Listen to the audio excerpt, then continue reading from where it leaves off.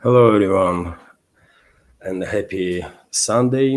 Many thanks for joining today's stream, big community chat and fundraising stream program. Although, as always, of course, I have prepared a new segment for you also, and I will go through a new segment first. And I'll try to make it short, by the way, because after all, this is community chats, isn't it, on Sundays? And I should pay more attention to comments. After all, we all do know quite well what is latest developments. All of us are interested in news, isn't it? For possibly new members of community, I will say that on Sundays we have this big community chats and fundraising streams. Task usually is to reach $200. Only a few times we manage actually to do this, but nevertheless, I'm extremely grateful to all the members of community that supports this project, not just through fundraising streams, but in weekdays. Thanks to members of community, this project is still exists, and I'm still here, by the way, in this field of news and political commentary. And so, yes, in case you want to donate during this program, you can use PayPal and Boosty platforms for that. Of course, you can subscribe to my Patreon page or page that there is on Boosty. And during the live stream, you can use super chat feature or rant feature on Rumble, where my channel is monetized. Unfortunately, on YouTube, there is no such a possibility because my channel not going to be monetized on YouTube and never will be. But on Rumble, well, different story. You can use super chat on Rumble and highlight any question, any commentary you want, or any topic, and same time support my work. And you can become premium subscriber on Rumble too, or gift premium subscription to other members there. All the links under this video in the description box and in the pinned comment. And that's been said, let's start today's stream with a news segment. And as I said, I'll try to make it shorter, but nevertheless, there are some news that I think are worth our attention. RIA Novosti reports, based on Russian Defense Ministry's latest update, that past night, Russian air defense systems on duty intercepted 75 drones that was launched by Kyiv regime with assistance of NATO, of course, to strike deep into Russian territory. 36 drones were intercepted over the Black Sea, 10 drones over the Crimea. I guess this was a relatively larger scale attempt on the part of NATO to strike Crimea, but most of the drones were intercepted over the Black Sea. But 10 drones reached Crimea and were intercepted there. 9 drones were intercepted in the Bryansk region, 7 drones in Voronezh, 4 drones in Krasnodar region, 3 drones in Smolensk region, 2 each over the Moscow region and in the Belgorod region. And reports are, dear friends, that another 4 drones were intercepted in the Moscow region that were directed towards Moscow a few hours ago. One drone each was intercepted also in Kaluga and Ryazan regions. As you can see, quite a vast geography of this attempt to strike deep into Russia, unfortunately, and we should not expect this to change anytime soon, at least until Kyiv regime, this Western-backed terrorist regime of Zelensky, or Kyiv regime exists, right? Air defense systems, as always, are extremely effective to defend Russian skies, but unfortunately, time to time, some drones, sometimes missiles, are managing to bypass air defenses. And for example, we have this report that Shaturskaya power plant basically was attacked by Ukrainian armed forces with the drones.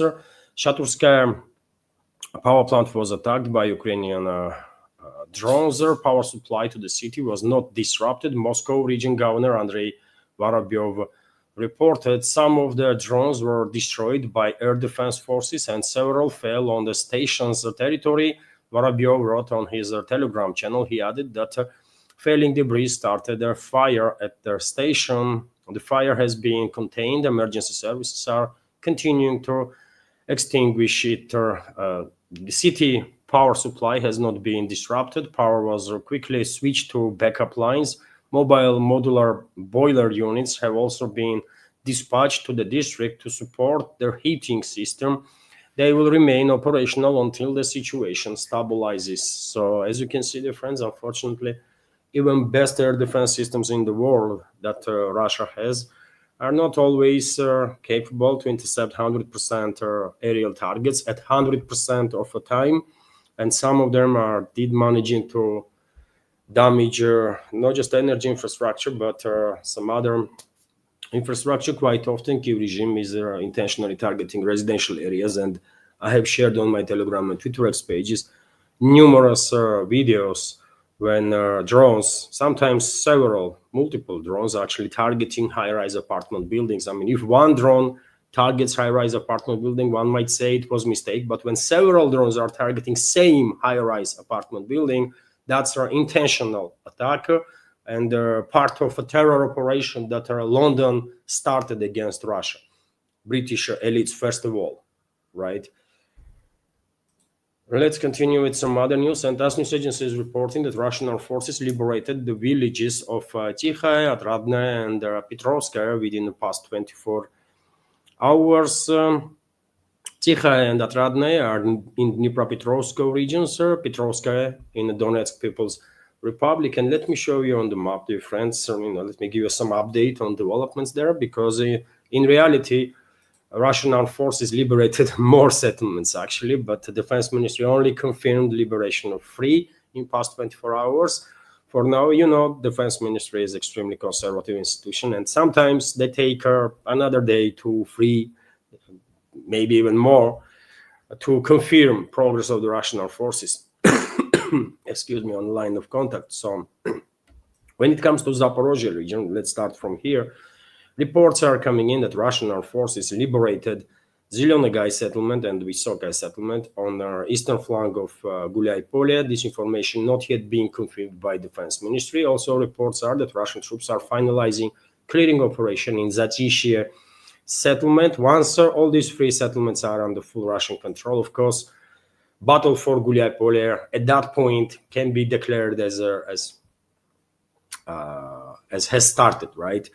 And Gulyai-Polye is a major stronghold of Kyiv regime in the eastern sector of Zaporozhye direction. Also, I already reported earlier that Russian forces established control over the Novaya Zaporozhye settlement, which is also in Zaporozhye sector. And finally, even this map that is quite late, quite often acknowledged that Radosnaya settlement in Dnipropetrovsk region is under full Russian control, as it is case in regards to Nichevka settlement and also, of course, Danilovka settlement. I'm mentioning these villages because main supply and support line of Kyiv regime's garrison in Gulyai-Polye was going through these settlements exactly, right? And also through Novaya Zaporozhye. So there is not even a theoretical chance now that Kyiv regime's garrison in Gulyai-Polye will receive any assistance from the northern side or from Dnipropetrovsk region. Let's continue now, dear friends. And when it comes to Dnipropetrovsk, as I already mentioned, the Atradnaya settlement was liberated by Russian forces. This information is confirmed by Defense Ministry. And another settlement is Tikhaya, this village here. And I guess it's only a matter of time, maybe already happened, that Russian troops cross Volchya River and began clearing operation in Kolomitsy settlement that is on the right bank of river, right next to Tikhaya settlement. When it comes to Pokrovsk-Mirnograd agglomeration, well, Russian troops continue to finalize clearing operation in Pokrovsk, and most likely some small groups of Kyiv regime's forces are still trapped somewhere in the basements of Pokrovsk or in some high-rise apartments. There are so many videos already, isn't it, on internet, when these trapped units, after small groups, by the way, 2, 3, 4, 5, once they try twice to escape from encirclement and they failed, once they are running out of food and water, well, they are basically using opportunity. Whenever they see Russian forces in close vicinity, they are contacting them and surrendering. I already shared videos of that on my Telegram channel, for example, to Rex page. When it comes to Mirnograd, Russian armed forces are not yet conducting final push to establish full control over their city, because according to reports, several thousand troops of Kiev regime might be still encircled in Mirnograd. And I guess, based on videos that I have seen on internet, by the way, of these 3,000 strikes, I think Russian side is negotiating with encircled forces of the enemy, offering opportunity to lay down arms and surrender. And if some groups acknowledging that this is best way for them to go forward, to lay down arms and surrender, okay, Russian troops are taking them prisoner. If a certain group is refusing, then air force is called in, and well, 5,000 strikes are basically leveling point of dislocation, point of concentration of that particular formation. But nevertheless, because we are talking about thousands of troops of Kiev regime being encircled in Minograd, of course, Russian side will take whatever time is needed, right, to neutralize hostile forces there, while minimizing casualty numbers among Russian military personnel. There is no need to rush the developments, basically. Kiev regime's forces tried numerous times to escape from encirclement. They are failing all the time, and maybe just tiny groups like 2, 3, 5 people at night times are managing to escape. But unit on the level of platoon and higher, they have no chance to escape from their city. Initiative is, of course, in Russian hands, and there is not even a slight chance that Kiev regime will manage to regain initiative on any direction, not just across Mirnograd, but on any direction. When it comes to DPR, dear friends, we also have reports that Pazina settlement is under Russian control now. This is southern western side of Seversk. Also, Russian troops finalized clearing operation in Zvanovka settlement, and forward units are already conducting clearing operation or offensive operation in Svyatopokrovsk direction, and this is basically outskirts of Seversk, southern western outskirts of Seversk. When it comes to city itself, Seversk, Russian troops already are conducting operations inside it, and well, I guess about 20, 25, 30% of the city is already under Russian control. When it comes to Seversk Liman direction, earlier I reported about progress of the Russian armed forces in towards the settlements that are located in between Seversk and Liman.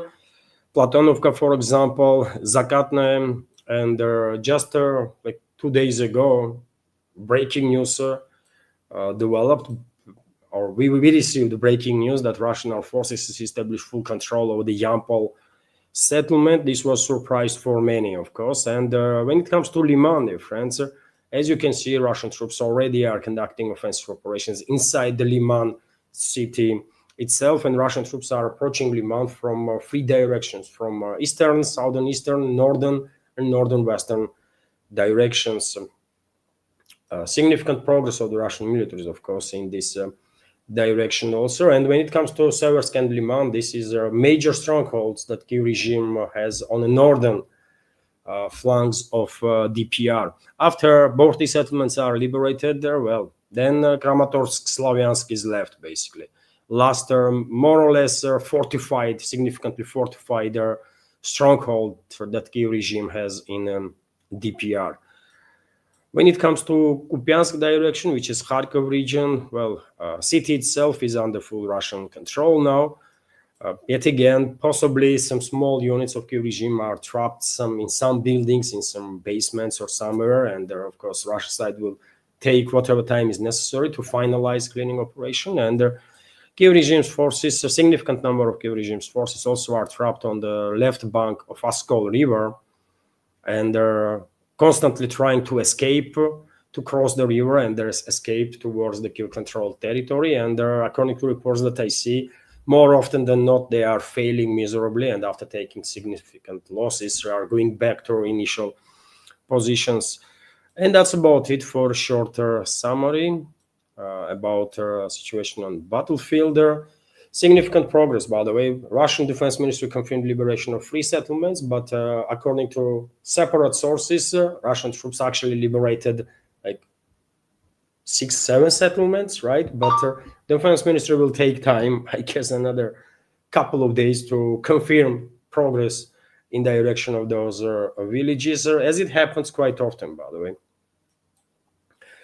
Meanwhile, of course, another big topic of discussion is this Trump's 28 point peace plan, which I call the deception operation.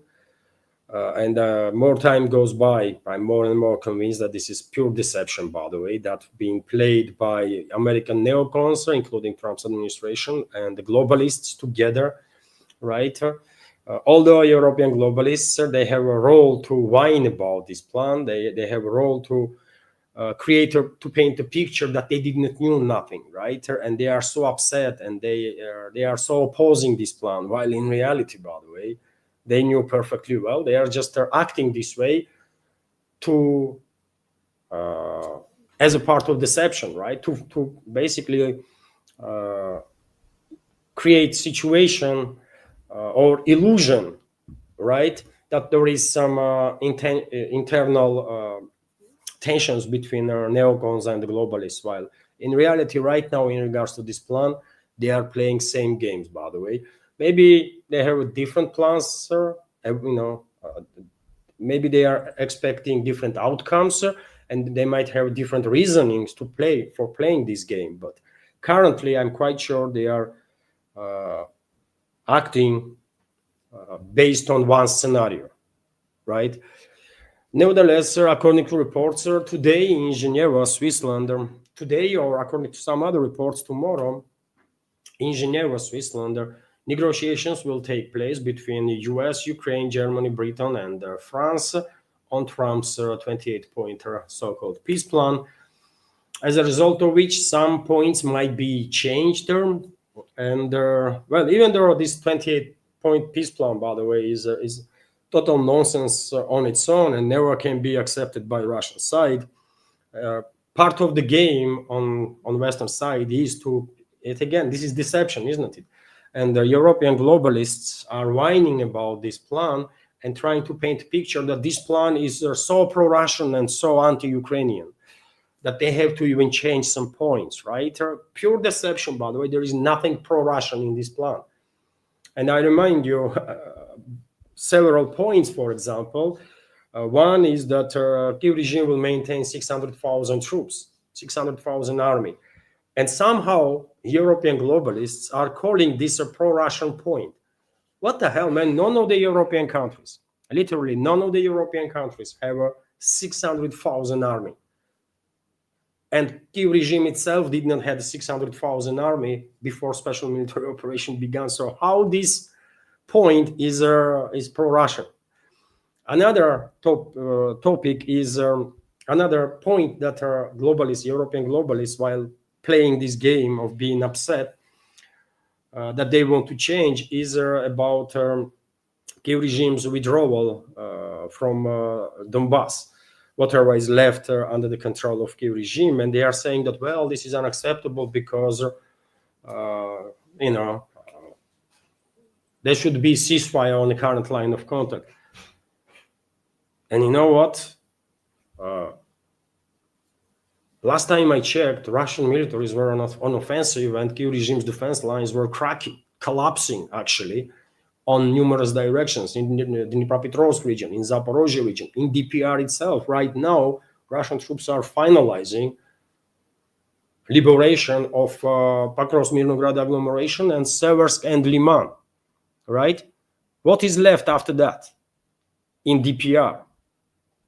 Kramatorsk, Slavyansk, right? But if you keep in mind that Kyiv regime's forces are cracking and collapsing, I think despite some expectations on part of some military experts, operation to liberate Kramatorsk, Slavyansk may take much less time than liberation of Pakrovsk-Mirnograd, exactly because of exhaustion on the part of Kyiv regime's forces and their inability to fight any longer.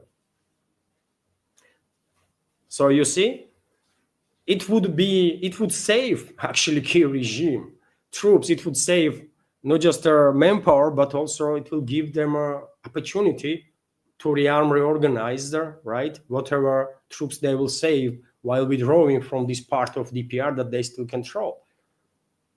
But somehow, yet again, as a part of the game, European globalists want to paint a picture that, well, this is unacceptable. What are you gonna do, man? You know, your troops are collapsing anyways. And Russian troops went in and probably will take Kramatorsk, Slavyansk in a week's time once they will approach these towns. In a week's time, maybe even less. So this is not really a topic, but they are focusing on this issue as an attempt to deceive, to lie, to fool everybody around, right? First of all, Moscow. Another point, let me remind you another point, according to which frozen Russian assets have to be used to finance Kyiv regime, 100 billion of it. And the rest have to be put in some American-Russian fund, allegedly, according to plan. And Americans going to be in charge of it. What the hell, man? What are we talking about? What is this? Pure nonsense, isn't it? Also, I mean, I can continue and continue, but better if we will talk about during the community chat, right? But I have plenty of reasons to believe that this is deception operation on part of neocons and the globalists, and therefore we should not expect any actual progress, right, in terms of ending this proxy war that West is waging against Russia anytime soon. But it will be interesting to watch how good of actors they are, right? Because they're not gonna fool us, man. No, we have learned the lessons, right? We're not gonna trust them, none of them. Anyways, Rubio and Witkoff, head of U.S. State Department and simultaneously National Security Advisor to Trump, Marco Rubio, and Trump's special envoy, Steve Witkoff, will be among the U.S. officials in Switzerland, yet again today or tomorrow, to discuss Trump's Ukraine peace plan. Okay.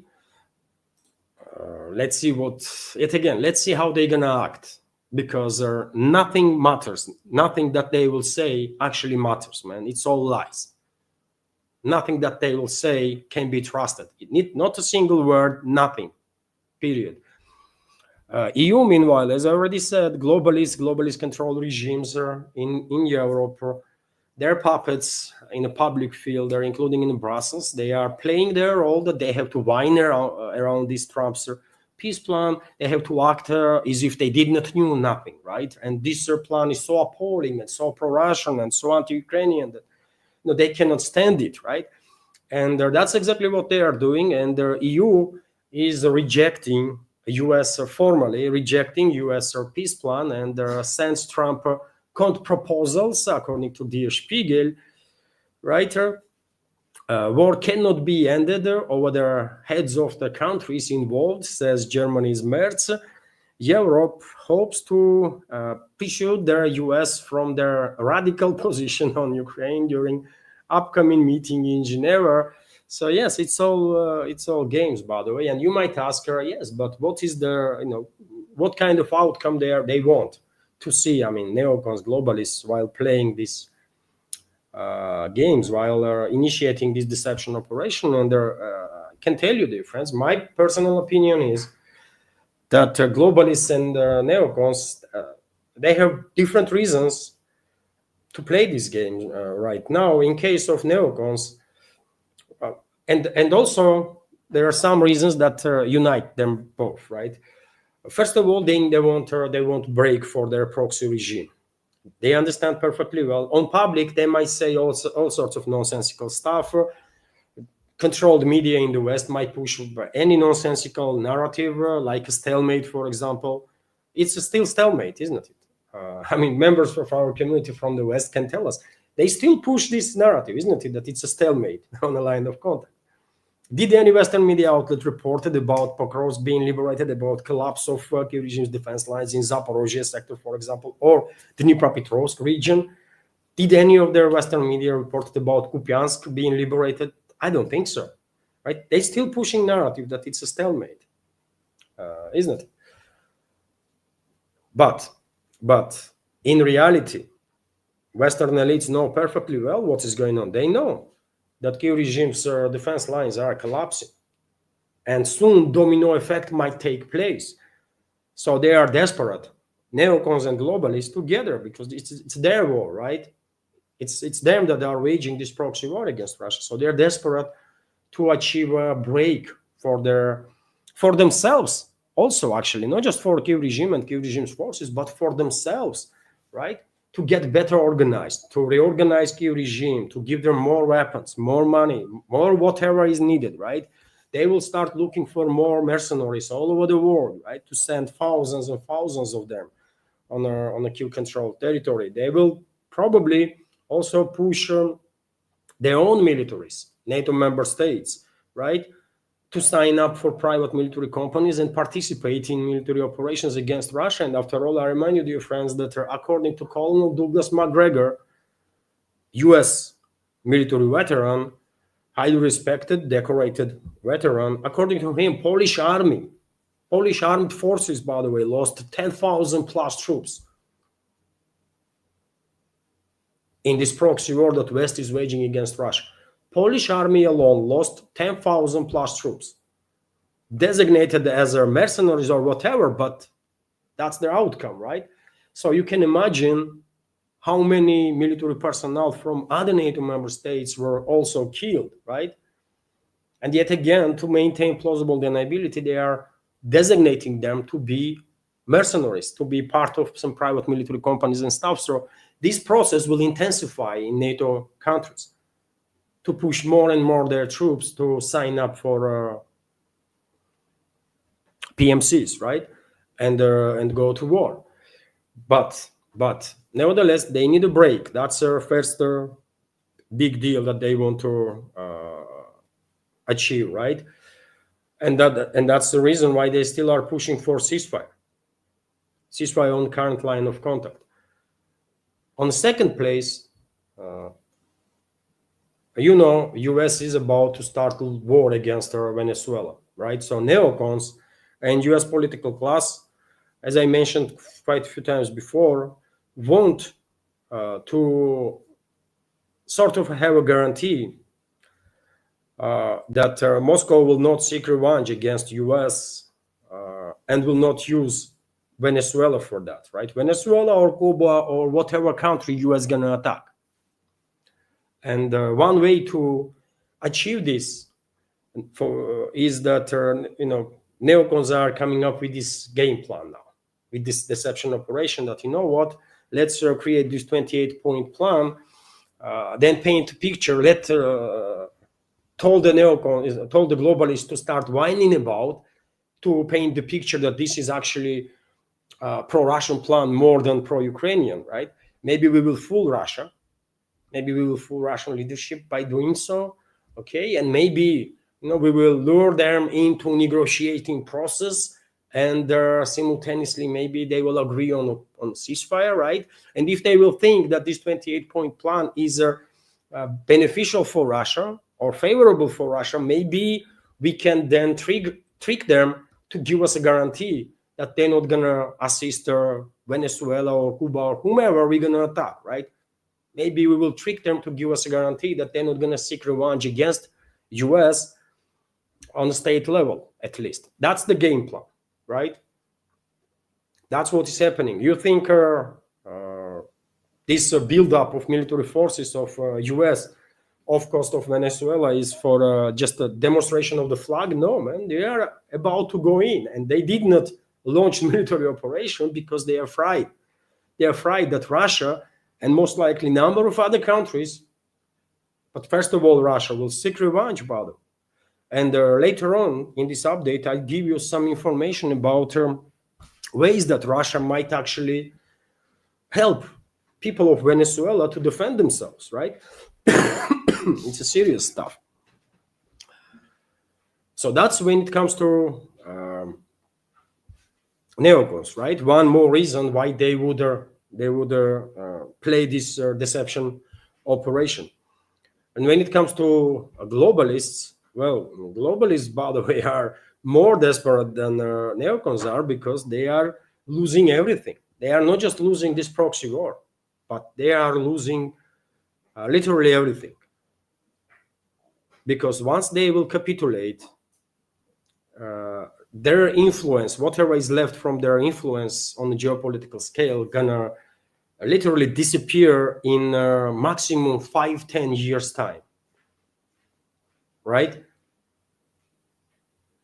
And therefore, of course, they are desperate basically to keep US in, prolong this proxy war as much as possible, right? And potentially even provoke a larger conflict, this time between Russia and their NATO member states. But first of all, they won't break. Globalists won't break for themselves and for their proxy regime in Kiev. And this Trump's 28-point plan plays quite well in this agenda. Correct? Anyways, Zelensky has also approved a delegation that will take part in talks on Donald Trump's peace plan, and this delegation gonna be led by Yermak, head of Zelensky's office. Just a few days ago, by the way, due to this corruption scandal, some media outlets were even reporting about the possibility that Yermak gonna be fired because he was. There were some audios, isn't it, that was published in Ukraine, and in those videos, this personality, Yermak, was also mentioned as a significant player in that corrupt schemes, right, that Zelensky's regime was engaged in. But you see, no, Yermak is not fired. He will lead the Ukrainian delegation in Switzerland. Yet again, man, these clowns, man, these bloody clowns. But anyways, I'm telling you, this is all deception operation, all the games, right? None of it can be taken seriously, not by Russia, for sure. Although, as I predicted, by the way, earlier, I was expecting that Moscow will say, you know what, we are for de-escalation, we are for peace, obviously. This was Moscow's position since forever, right? That we want sustainable peace to be reached, right? And the root causes to be addressed, therefore. And in regards to this plan, I was also expecting that Russian leadership will say, we will work on this plan. Let's see what we can do about it. And that's exactly what Russian president said while commenting on the matter. We should not expect Russian side to reject this 28-point plan straight away in aggressive manner. No, this is not the style of Putin, not the style of his government, right? We might argue, is it a correct approach or not? But that's their style, right? And they are in charge, so it is what it is. But I don't think either Russian president or anyone else in his inner circle actually believes Trump's administration or neocons. Nothing to be said about globalists, by the way. I don't think they're gonna fail for this deception that neocons and globalists launched. But it is a deception. It is a deception. They understand it. Western elites understand this. They already failed, basically, right, with this game. This is the reason, I guess, why Kit Kellogg, U.S. President Special Envoy in Ukraine, come up with the statement that U.S. does not want repeat of situation with the Minsk agreements. Oh, man. So they know that no one, or maybe very few in Russia, are actually taking them seriously. We all understand this is deception. This is a Minsk-free, basically. If we agree on this nonsense, it's going to be Minsk-free, even worse than Minsk agreements, right? So we're not going to agree on that, but because they understand attitude from Russian side, they are coming up now with additional statements that, you know what, don't worry, this is not a Minsk. We don't want Minsk free, right? These times we are serious. Okay. I mean, who's gonna trust these ones, man? Washington, working on to resolve the conflict in Ukraine, is seeking to prevent a repeat of a situation with the Minsk agreement. U.S. Special presidential envoy for Ukraine, Kit Kellogg, stated, we don't want our history to repeat itself. We don't want the Budapest Memorandum to come back. We don't want our Minsk 1 or 2 to come back. He said in an interview with the Fox News, and you know what? Budapest Memorandum was nullified by the West when in 2008 they invite Ukraine into NATO.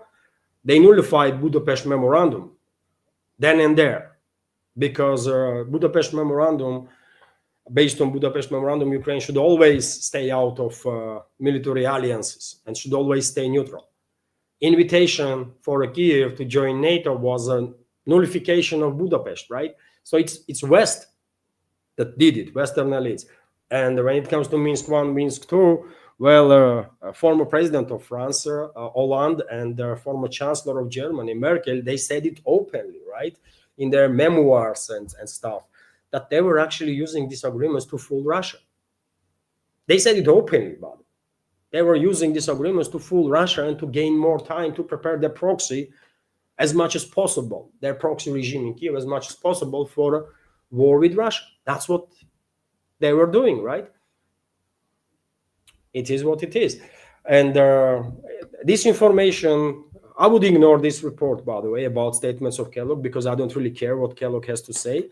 But fact itself is interesting, that they probably realizing that this deception operation is not going that well as they were expecting. And to reinforce this deception, they are now feeling like they have to say that, you know what, Russians, don't worry, this is not Minsk agreement. This time around, we are serious. Okay. RIA Novosti is also reporting, and same time, by the way, some they cannot help themselves, right? Even though US and Europe is engaged in this deception against Russia, in this deception operation, they cannot help themselves. They still have to act tremendously crazy, right? And for example, there are reports now in Western media, WAPO, for example, right? WAPO is reporting, Washington Post, that US considers Tomahawk supplies to Ukraine during the settlement. So, I mean, come on, man.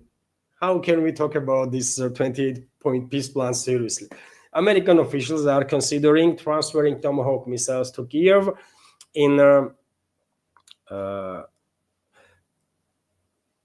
case instead of deploying European troops to Ukraine, if peace agreement is reached. Washington Post reports, citing sources to strengthen post-war deterrence, officials are considering the possibility of supplying Ukraine with the Tomahawk missiles if peace agreement is reached. And by the way, yet again, intellectual capabilities of Western elites are so low, by the way, that they themselves don't really understand what they are writing, or forgetting about it completely, because one of the points in this Trump's 28-point agreement or deal is that Kiev regime should not have long-range weapon systems.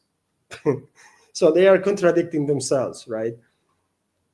Moscow did not even make an official statement in regards to this 27-point agreement. There are no official statements yet. All Russian president said, well, we will take a look at it, right? Let's see what we can do. But even though there is no official position of Moscow yet, Western elites already are messing around the subject, right? In that agreement, Kiev regime should not have no long-range weapons, but now they are talking, you know what, let's give them Tomahawk missiles instead of deploying European troops. Crazy, man. So how are you gonna take these people seriously? You tell me. I don't know. This is insanity, right? RIA Novosti is also reporting that meanwhile, West is already continues to prepare ground to deal as much as they can with their lack of manpower on side of Kiev regime. They are hopeful, of course, that they will manage to fool Russia this time around again, and will manage to have some break for their proxy regime to use the time to rearm, reinforce, and so on. But even if they fail, they continue to work on a topic of dealing with the issue of manpower that Kiev regime's forces experiencing. And for example, this report, thousands of Ukrainians may lose their legal status in the United States, according to Reuters. And we are talking about some 200,000 people, many of whom are military-age male, military-age men. So nearly 200,000 Ukrainians may lose their legal status in the United States due to delays in processing renewal applications, Reuters reports, citing previously unpublished US government data. Since April 2022, approximately 260,000 Ukrainians have reportedly arrived in the United States under the Biden administration's program. However, since Donald Trump's arrival in the White House, these foreigners have encountered delays in the processing applications to extend their legal status. Since May, US authorities have processed only 1,900 such requests from citizens of Ukraine and other countries. So around 200,000 citizens of Ukraine might end up being illegal, and males from these 200,000, well, might be deported, and process has already begun, isn't it? Just a few days ago, there were reports about first 40 citizens of Ukraine being deported from US. 80 more is waiting time to be deported, and this process might only accelerate. And I remind you, dear friends, that it's not just US, but simultaneously European regimes in Poland, in Germany, in other countries already publicly making statements and actually implementing policies to make life for citizens of Ukraine very difficult, or much more difficult than it was before. And a number of public figures already are saying that, you know what, military-age males have to go back to Ukraine and fight. So simultaneously, while the globalists and the neocons are engaged in this deception operation against Russia with Trump's 28-point peace plan, they are working on the ground too to basically deal with the manpower issue that Kyiv regime is facing. This information just highlights, this gives us an additional indicator that they are not serious, man. They are not serious about ending this proxy war against Russia. Absolutely not. And now Venezuela, by the way. Of course, in the community chat, we can come back to whatever topic you like, dear friends. Let me just remind you that you can use this Rumble Super Chat feature to highlight any question or topic. All right. On Rumble, by the way, there is only like 2 comments at this point. Only 21 people are online, which is unfortunate. If you are watching on YouTube, dear friends, and can switch to Rumble, please do so if it's not too inconvenient for you. Because more people are online, obviously, algorithm will probably use data to show the video to bigger community, I guess. I don't know. But anyways, to continue, dear friends, yes, just use capital letters at least in a question, right? So that I will react on it in the community chat part of this live stream. And well, US imposed a no-fly zone for airliners, for avio companies over the Venezuela. US imposed, not Venezuelan government, but US imposed no-fly zone, closes all Venezuelan airspace. US has issued their new NOTAM covering their entirety of their Venezuelan flight information region. And on your screen right now, you can see, dear friends, screenshot from flight radar, and over the Venezuela, when this screenshot was made at least a few hours ago, there was not a single passenger plane. You see, all planes are avoiding the Venezuela now, and this well might be indicator that well, US is getting closer and closer to launch military operation against this country, of course. Also, we have this report that US reportedly preparing a new phase of operation against Venezuela on the coming days. Reuters is a source of this information.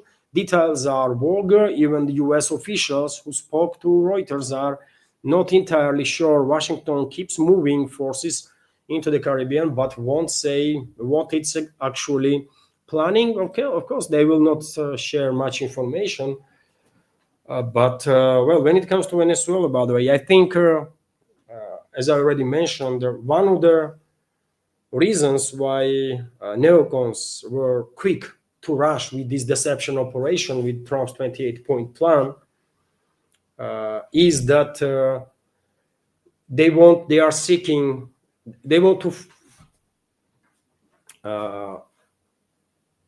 lure Russia into this trap, right, of so-called negotiations around this proxy war that West is waging against Russia, and while imitating together with the globalists that this 28-point plan is a pro-Russian plan, while trying to fool us, while trying to fool Russia, they want to receive some sort of guarantees from Moscow that Russia will seek no revenge on US for all the harm that US did to Russia during this proxy war, right? And Russia can actually do quite a lot in terms of revenge, right? Let's talk about Venezuela, for example. Obviously, Russian satellites are monitoring Caribbean, monitoring the area basically, and know perfectly well where Russian satellites are monitoring Puerto Rico, Russian satellites are monitoring Florida, obviously, whole of US basically, and movement of US militaries, right? Especially this strike force that's been assembled in Caribbean, including General Ford aircraft carrier. And obviously, Russia, in short notice, can inform Caracas if any launches of missiles have happened, if aircrafts being launched from aircraft carriers, right? If aircrafts are taking off from either Florida or from Puerto Rico, by the way, right, to strike Venezuela. Intelligence plays a huge deal, obviously, in modern warfare, isn't it? It's not just this, but Russia can assist Venezuela that has maybe not the most sophisticated anti-ship weaponry, but still Russia can assist Venezuela to use as effectively as it possibly can be done, right? These anti-ship missiles. And that will require satellite navigation, satellite intelligence also, real-time data, right? And Moscow can provide Venezuela with that. Nothing to be said about possibility that US will not just conduct missile and air strikes, but also launch ground operation. Once and if US will launch ground operation, then, well, there are reports, right, that significant number of PMC Wagner veterans are in Venezuela now. And by the way, if they know anything, they know how to fight, how to create traps, how to train also others to operate in high intensity environment. Probably they bring with them thousands upon thousands of FPV drones, right? Wire guided FPV drones included, so that to make sure that jamming systems that US will deploy or US militaries will not work, right? And yes, I mean, Russia can turn US attack on Venezuela in bloodiest failure of US militaries since the Vietnam. Russia can turn Caribbean into a graveyard of US Navy. And Russia can turn Venezuela to a graveyard of US military personnel. Russia can do it. I'm not saying that Russia will do it, but technical means are there, right? It's a political decision. It's all up to political decision. If if such a order will be given, right? And therefore, obviously, U.S. Political class is and U.S. militaries too are quite correct if they are afraid. They are quite correct if they are afraid, by the way, right? And hopefully they're not going to receive from Russia no guarantees that they're going to be, Russia will seek no revenge. Hopefully they're not going to receive no guarantees from Moscow on that. But yet again, this is a topic that I think influences US's policies right now, right? And that's why US was quite quick actually to rush this deception, to launch this deception operation with Trump's 28-point plan, because I think they did cut some of their European regimes, or like surprised. Not all. London was informed, obviously, but some others probably were caught surprised, even though they probably had understanding of overall framework of this deception, but they didn't know when. They didn't know that US would launch this deception when they did, like a couple of days ago. And I think this is related to this Venezuela-Cuba situation, because I'm quite sure this large buildup, it's a 20% of US Navy, by the way, that is in Caribbean right now. It's a massive force, right? And I don't think this deployment of this large number of warships and military personnel and so on is only related to Venezuela. I think US plans to then turn on Cuba too, right? And they are rushing. They are in hurry because they cannot deploy this massive fleet on the Caribbean indefinitely. I mean, it's a costly operation, right? Logistically difficult operation too, because these thousands and thousands of sailors need to eat something, right? They need to. These vessels have to constantly be refueled. Correct? It's a logistical nightmare, this kind of operations, always. And how long this navy is operating off coast of Venezuela now, this strike group, weeks on end, right? So that's what is going on. I think this Venezuela-Cuba story is definitely related with the Trump's 28-point deception operation. And if you are wondering what kind of weapons Venezuela exactly can deploy against the US, of course, not all information is available, obviously. And there are possible probability that Russia and China transferred to Venezuela some time ago, because obviously both Moscow and Beijing knew about plans of US to attack Venezuela and Cuba long before Washington escalated with Caracas, for example. And because our intelligence knew about it, I guess Russia and also China deployed certain capabilities on Venezuela soil, and possibly in Cuba too, many months ago, right? But nevertheless, there is certain information that is available in open sources. For example, of course, that Venezuela operates few F-16s right now. Originally, Venezuela had dozens of F-16s, but according to different reports, only several of them are actually operational, maybe 4 at best. But these are old F-16s, right? But Venezuela also has Su-30s, but Russian Su-30 fighter jets that can launch anti-ship missiles. And when it comes to anti-ship missiles, Venezuela has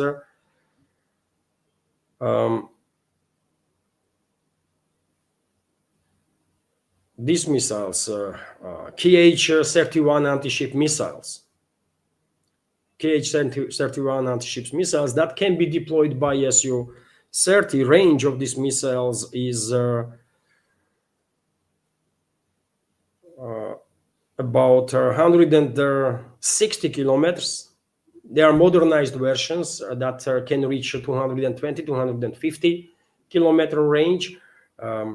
They are lesser upgraded ones that have range 120 kilometers up to 116 kilometers. This is not best anti-ship missile in the world, of course, but quite still, by the way, if these missiles will manage to bypass air defenses of aircraft carrier, like they can cause some damage. They can clearly cause some damage, right? This is not the newest Russian anti-ship missiles. We will understand that, but who knows what other missiles Russia or China, for that matter, have transferred to Venezuela and also potentially Cuba in past several months.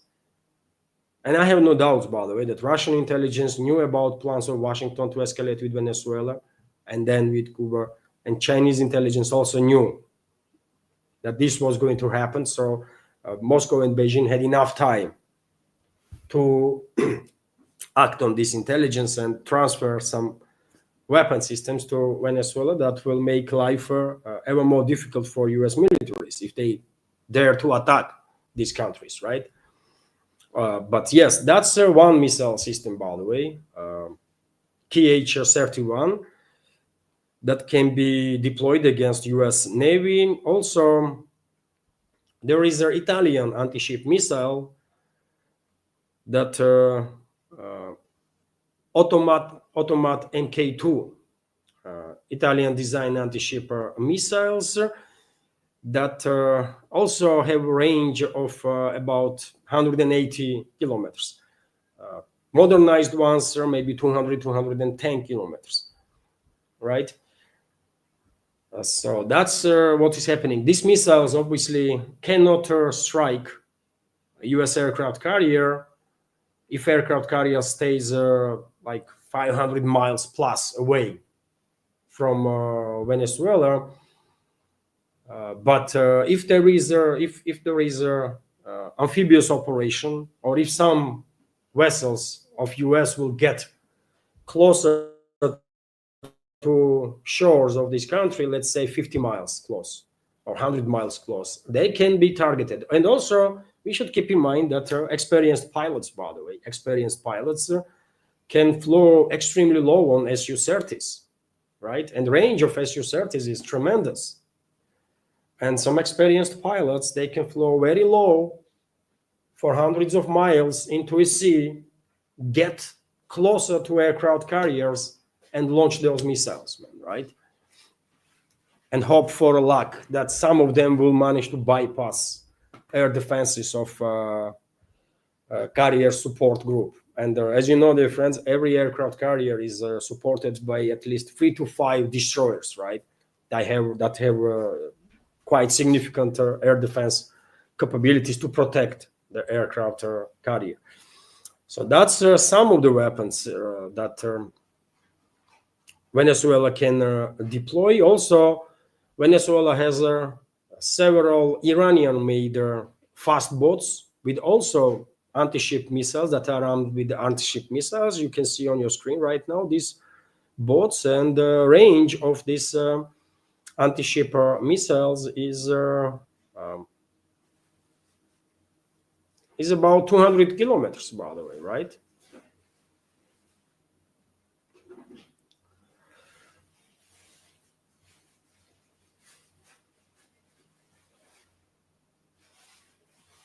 No, 200 kilometers can be range of these boats, and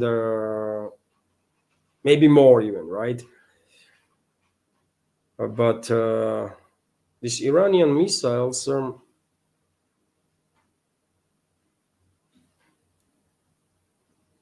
mean, it's Zulfikar boats containing 2 launchers for SM-90 missiles, export version of the Iranian Nasr-1 anti-ship missile. This munition is 3.5 meter long and has a launch weight of 350 kilograms, quite small, up to 150 kilogram of which is a penetrating warhead. Still can cause some damage, for sure. The missile is equipped with a solid fuel motor, which enables it to reach high subsonic speed. Its range is quite short, 75 kilometers. But yet again, this is coastal. These boats can operate in the coastal area, right? So if some of the US vessels get too close, too comfortable, and too close to off coast of Venezuela, these boats can actually cause some damage, right? And also Venezuela has some helicopters, by the way, that are operating with all the generation anti-ship missiles. So there is quite a lot of weapons in hands of Venezuela. Quite a lot of weapons that are in right hands can cause some significant damage, right? Of course, when US strikes, they will try to destroy all the air bases, all the naval bases. They will try to destroy all Su-30s, all fighter jets that Venezuela can deploy. And therefore, because this is not because understanding of this is not like nuclear science, isn't it, or quantum physics, hopefully Venezuela already hidden these planes, most of these fighter jets, in some places that very few people know, right? So that they can use them from these hidden positions. They should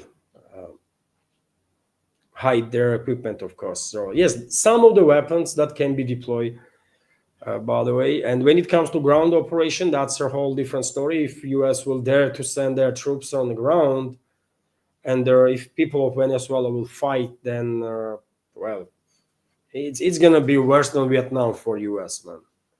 I think. I don't think US militaries, in case of if Venezuelan people will fight, I don't think US militaries have any chances on the ground. They can take out political leadership, military leadership, but they will be replaced by some other leaders, right? Of people that people will actually believe and trust and fight next to. So decapitation strike will not help US much, really. Few more news. The France area Novosti is reporting that Trump accuses Democratic congressman of betrayal. US President Donald Trump called Democratic congressmen who called on their military to disobey government orders traitors. He made this statement on a social media platform, Through Social. The traitors who encouraged the military to disobey my orders should be in jail right now. This was a sedition at the highest level, and sedition is a serious crime, the White House chief wrote. And well, he is lying, isn't it? Trump is lying. No surprises there. Of course, Trump always lies. But I mean, last time I checked, none of the Democrats called their U.S. militaries to disobey legit orders. They were very clear, and it's a veterans, by the way, veterans of U.S. military and intelligence community, actually, that are part of Democratic movement there, Democrat Party. They called their own militaries to disobey unlawful orders. And there is a big difference, isn't it? When you are calling militaries to disobey orders in general, and that can be designated as a illegal act because you know what the hell. But to call militaries to disobey illegal orders, I don't think that's a treasonous act. Military should not obey illegal orders anyways, right? And militaries did not give their oath to Trump. They give their oath to people, Constitution, right, of the U.S. and people of the U.S., not some president or whomever, right? And if they receive an illegal order, they shouldn't obey it, obviously, right? If Trump orders their militaries now to use nuclear weapons on Venezuela and kill everybody, or to use chemical weapons or biological weapons on Venezuela and getting launcher landing operation and kill literally everyone they see, I mean, this is criminal order, right? No U.S. military should obey such order. obviously. I mean, so therefore, I don't really understand all this hysteria on part of Republicans. Democrats did not really say anything special. Those Democrats are military and intelligence veterans. U.S. military should not obey illegal orders. Period. Right? Question is who is determines which order is legal and illegal, and well, for this there is a U.S. internal legislation and there is an international law, right? That U.S. has signed up for. So yet again, if Trump orders their militaries to launch an invasion of Venezuela and kill everybody, then you know straight away that this is an illegal order, because you cannot attack civilians intentionally. It's a crime, right? A few more news. The friends, RIA Novosti is reporting that aide of Russian President Ushakov spoke about preparations for Putin's visit to India. So Russia and India are actively preparing for Russian President Vladimir Putin's visit, which will take place in early December, said Yuri Ushakov, presidential aide. We and the Indian side are actively preparing for the visit and hope it will be fruitful in every sense. The dates have been agreed upon. We will officially announce it together with our Indian partners, but I can say that we are talking about early December, Ushakov told Russia One journalist Pavel Zarubin. So, yes, I guess in first part of December, Russian president will visit India, and hopefully visit will be successful. And my personal expectation is that maybe during this visit, agreements will be signed among many other agreements, and it's going to be plenty of agreements that sides will sign. I think sides will also sign agreements to start production of civilian aircrafts in India, Superjet as a first line, potentially in the future also MS-21. And also, I think there is a probability that Moscow and New Delhi will sign an agreement to start licensed production of Su-57s in India. Transfer of technology and all that stuff, right? Probably India will purchase a couple of dozens of Su-57s in Russia, and then after purchase of these planes, next phase of the cooperation will be transformation of technologies and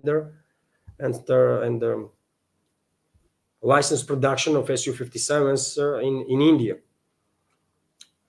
Let's see, by the way, but I think this is a probability. I think this can be done. So let's see. And this is it for a news segment. This is it for a news segment, dear friends.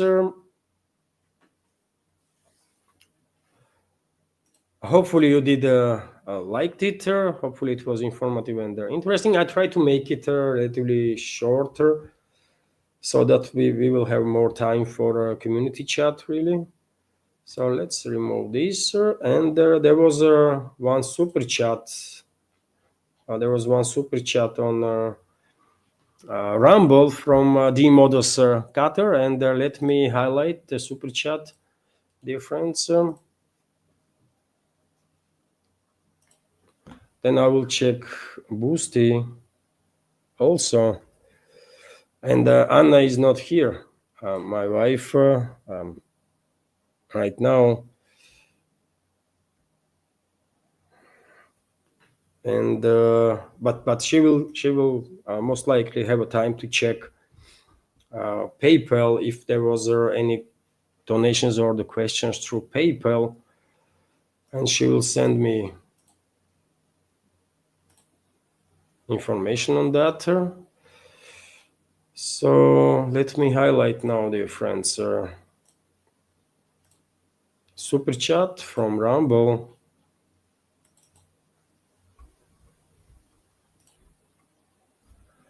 So thank you very much, the Modus Cutter, for $5 donation and the super chat and comment from these. Thanks for all your hard work, keeping us informed. Thank you very much for your support and attention.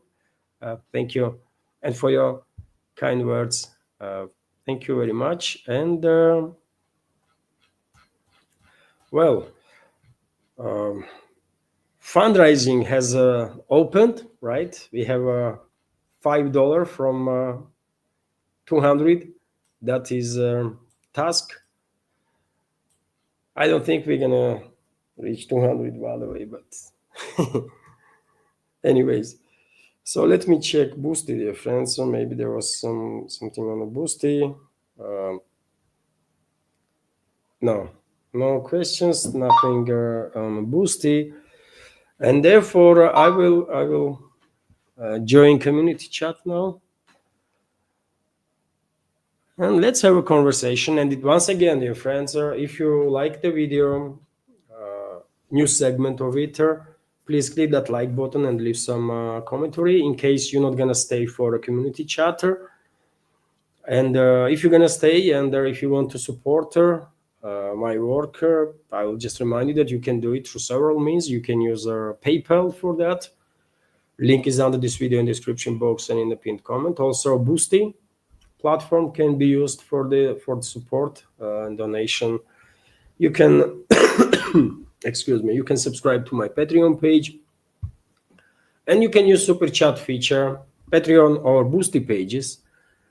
Links also are on this video in the description box and in the pinned comment. And you can use super chat or rant feature from on Rumble, or become premium subscriber there. And so let's talk about news now. And we have a commentary from Nikos. I start from the beginning, dear friends of the chat. And Nikos is commenting, I want to give you my thoughts on the peace plan. Based on what President Putin is saying alongside Medvedev, he rejects this plan, which was proposed behind his back by Dmitriev and Ushakov. No, Nikos, no.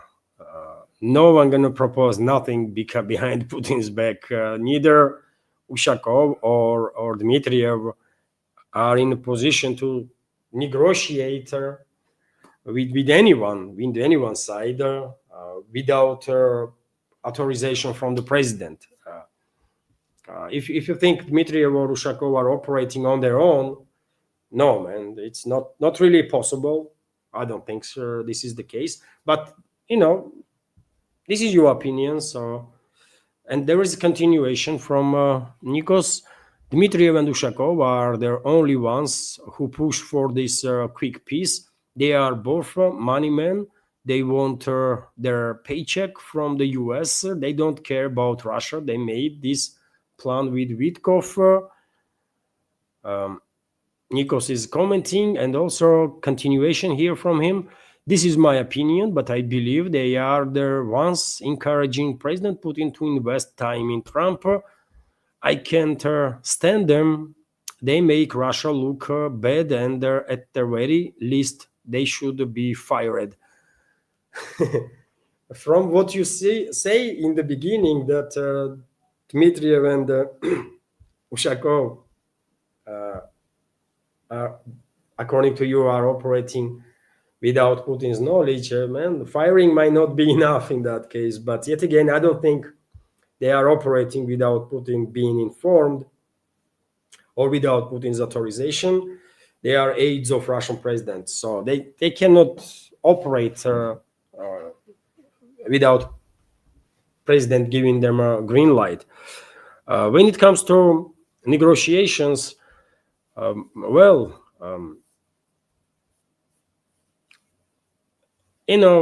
I have spoke about this topic so many times. I think ideally it is a right take to think that Russia and US can be in a good relationships, right?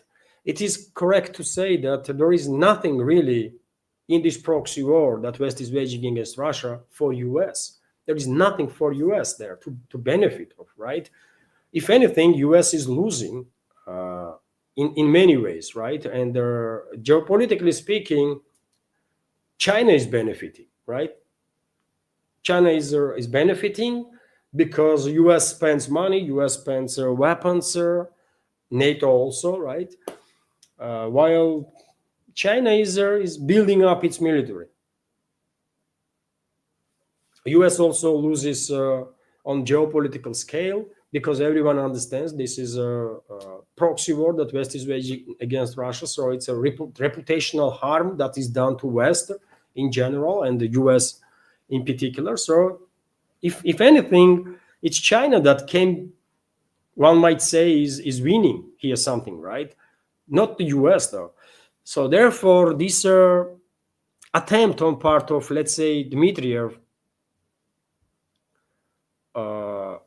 to somehow reach out to Washington to persuade them to pull out US from this proxy war,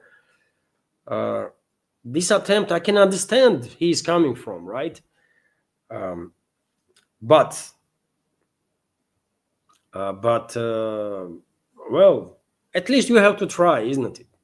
To be sure that nothing worked, you have to try whatever opportunities are there or whatever possibilities. So that's what Moscow is doing. Probably Dmitriev was acting obviously under the green light of Russian president. He's trying to reach out to US to reach some common ground, which might help to pull out US from this proxy war. Dmitriev not going to succeed in this. I don't think he will succeed, unfortunately, because US President, by the way, Donald Trump and his administration already demonstrated on numerous occasions that they are not America first people. They are not America first. We can, theoretically speaking, we can reach agreement with America first people, right? That's who natural allies are ours. Because America first people would not see us as enemies, right? They would realize that while cooperating with Russia, US will benefit more, US people will benefit more. But point is that they are no America first people in US political class, in US government, in the White House, right? So I can understand why Dmitriev was green-lighted by Putin or Ushakov for that matter to be engaged with the American side, with current administration. But unfortunately, this would not work because they are no America first people in US political class. They are all neocons and all sorts of and individuals that basically are working for all sorts of influential groups, right? So it is what it is, man. But at least they tried. At least they tried, right? But I don't think there is any reasons to believe that either Dmitriev or Ushakov was operating behind the Putin's back. I really don't think this is the case, man. How you come up with this reading of the big picture? I mean, I don't know.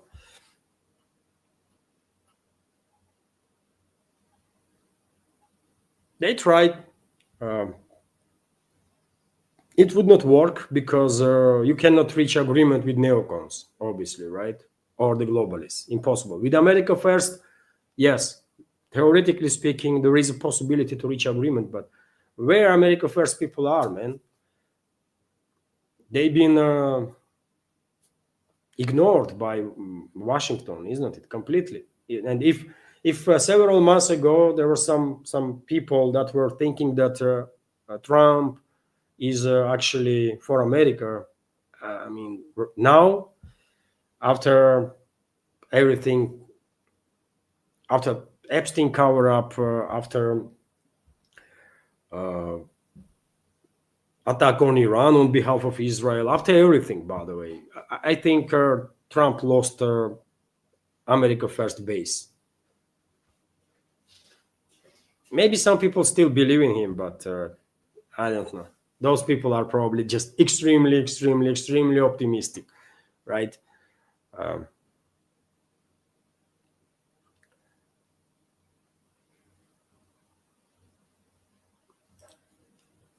Matthew Gordon Banks is commenting there are many suggestions in UK media that their 28 points are Russian originated. This does not seem credible. I would welcome your comments, sir. I mean, I agree with you, Matthew. There is nothing in this, literally nothing in these 28 points that can be seen as a Russian suggestion.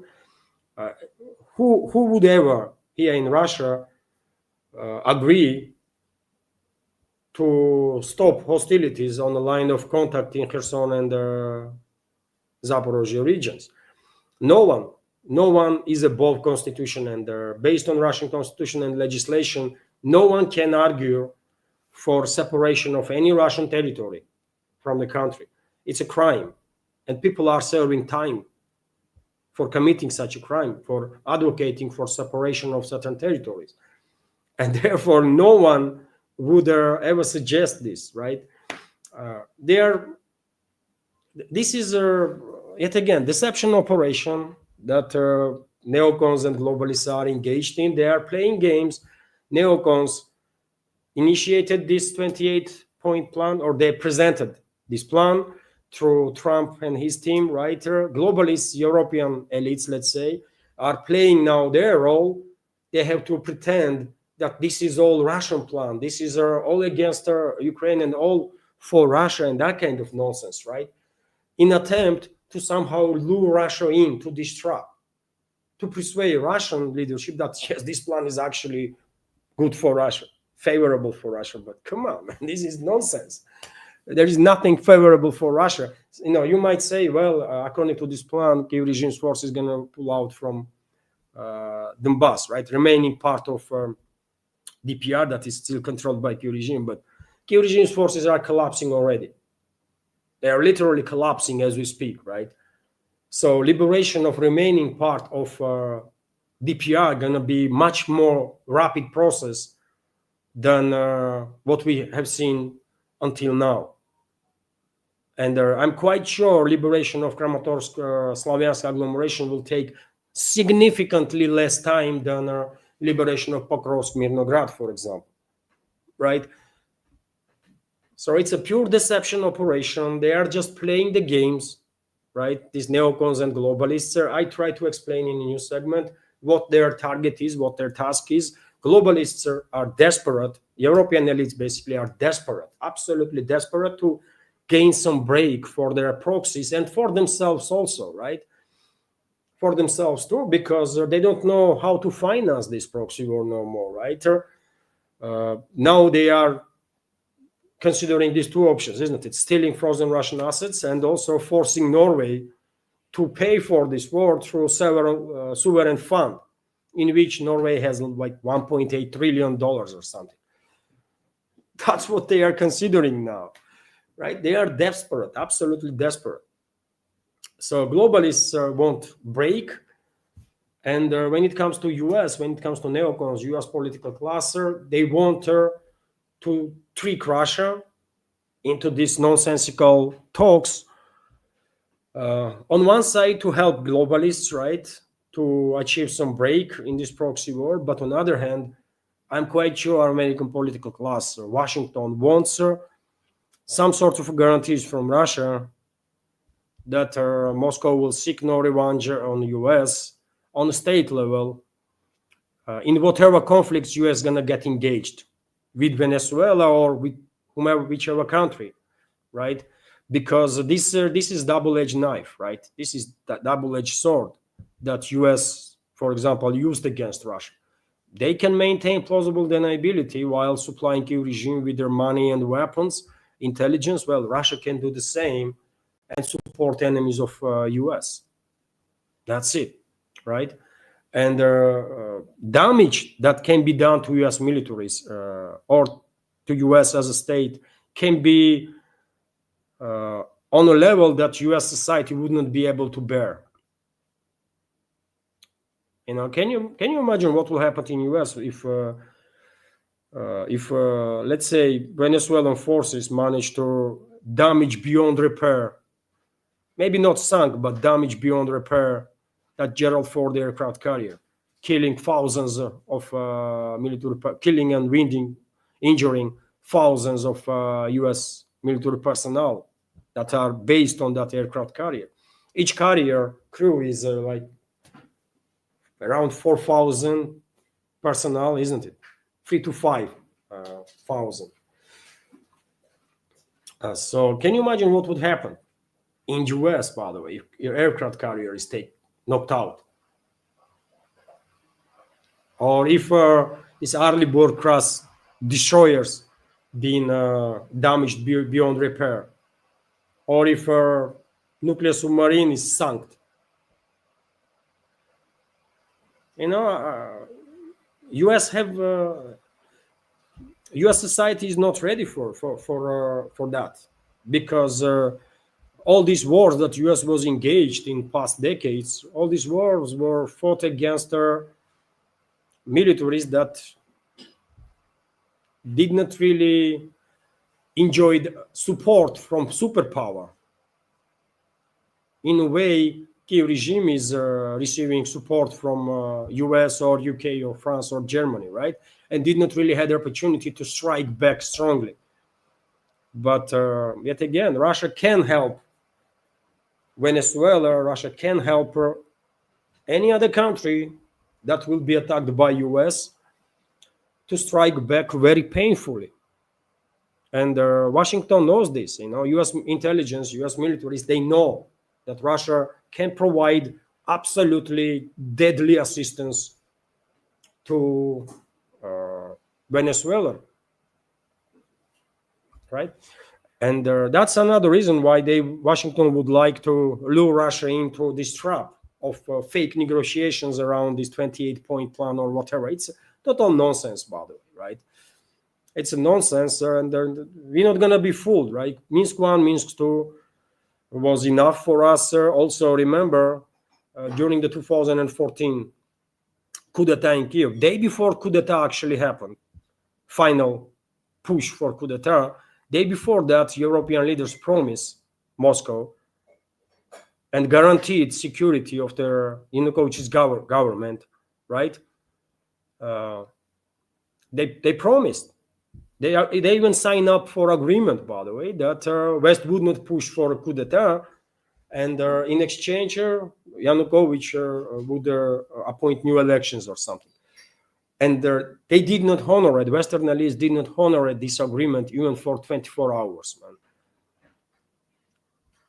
Even for 24 hours. Very same day, at night, they launched this final push to overthrow government. Any agreement that was reached between Moscow and the West was nullified by Western elites. Literally all agreements, by the way. They did not honor it, nothing, ever, right? And why should anybody think here in Russia that this time around West will act any differently? How? They don't know any better, man. How are they going to act any differently? So it's a deception. Globalists have their own reasons to be engaged in this deception. Neocons and American political class have their own reasons, right?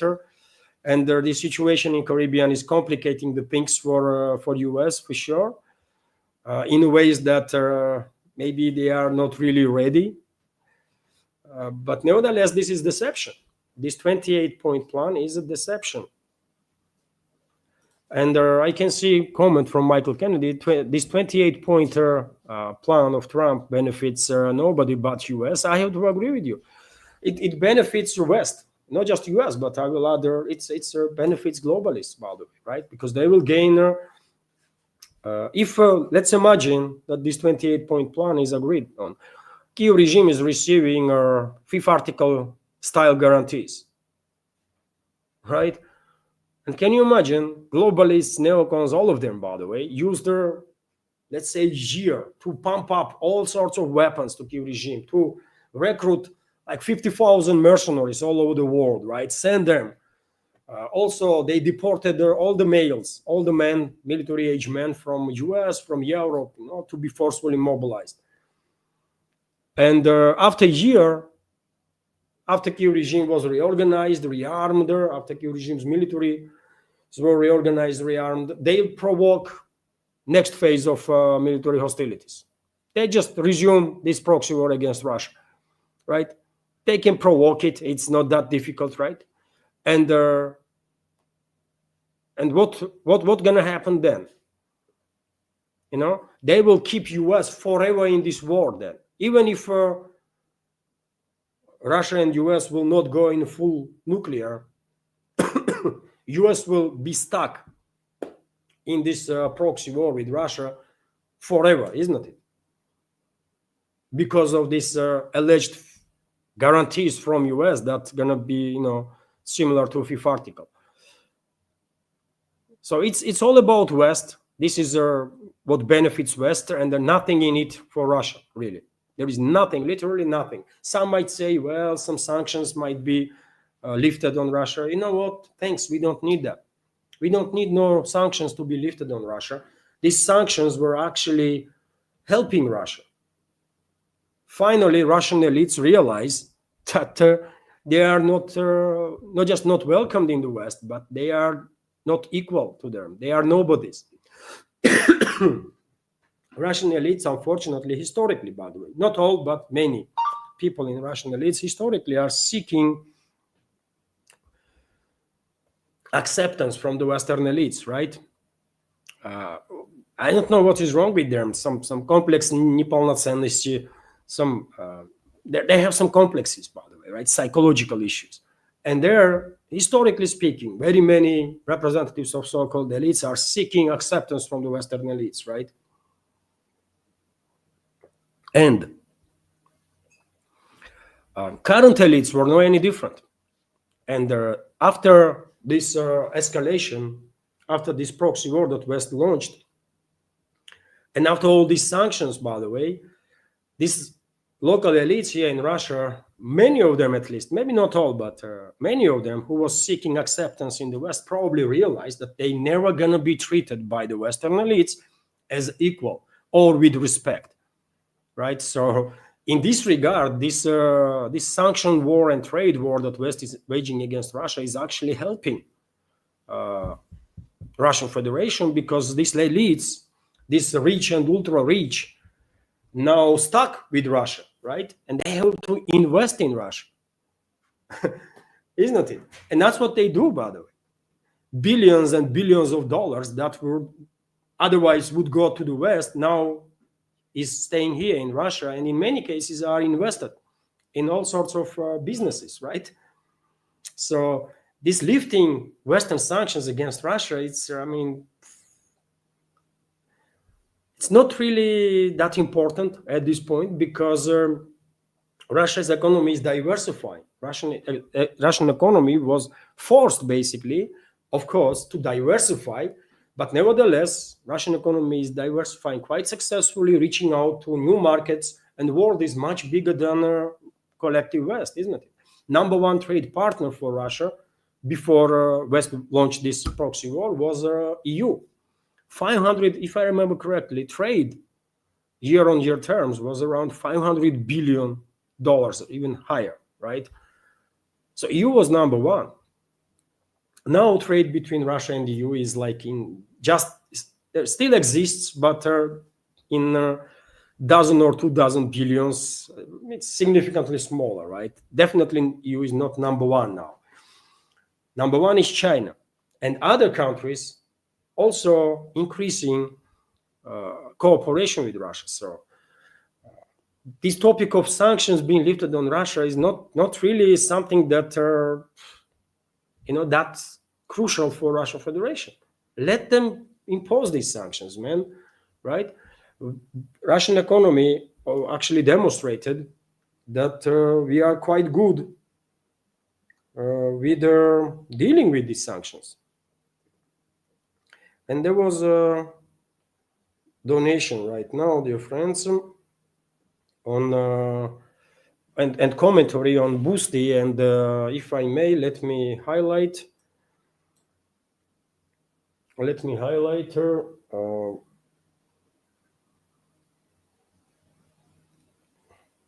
Дочь, дочь, доченька, помогите мне скриншот сделать кто-нибудь. Just said, dear friends. Скриншот сделай.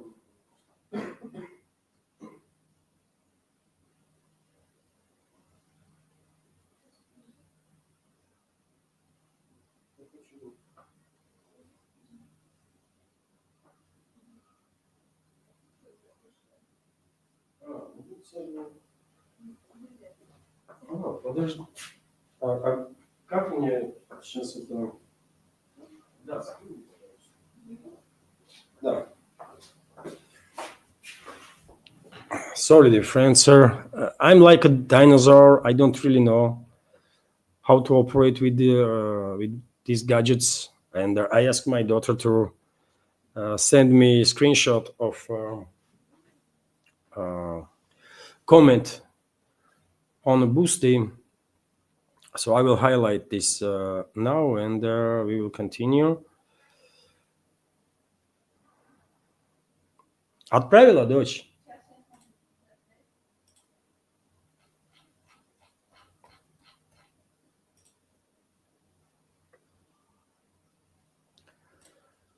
Anyways,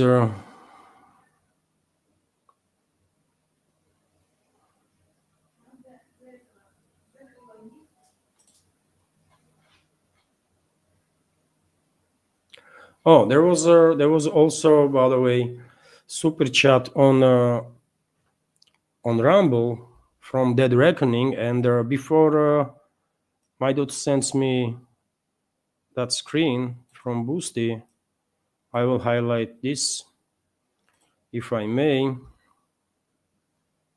So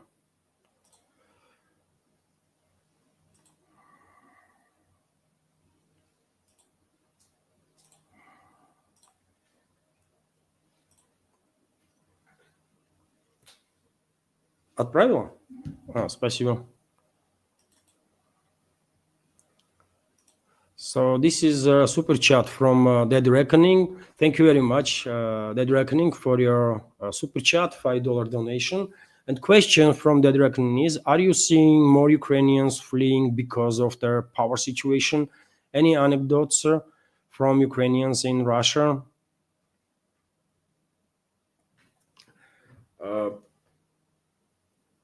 Well, I was expecting that more people from Kiev controlled territory will flee towards Europe, but at least for now, I didn't see reports in the media that there is a certain like wave of people running away from Kiev controlled territory due to blackouts and some issues with their energy. But winter did not started yet, right? Winter didn't started yet, and people can be quite stubborn, isn't it? No matter how many times you're going to warn them to do something, because you think it's logical, right, that this will happen. So be careful. You might warn, but many people gonna stay stubborn. Don't gonna listen, and they will only react once they will face certain situation. So I have said quite a number of times in my previous updates that would be better if people that live on Kiev control territory would flee for Europe, at least for a winter period, right? Because situation with energy, situation with heating, gonna get worse most likely. And I mean, it will make sense if couple of millions of people, at least from big cities, right, flee towards the Europe, but there are no reports about some massive waves. So I guess people gonna stay and realize that they made mistake only when they will actually face this constant not just outages of electricity, but also absent of heating. And in the cities, by the way, it's going to be issue. Not in villages, obviously. In villages, you can deal with the situation, but in cities, it's going to be a problem. And when it comes to any anecdotes from Ukrainians in Russia,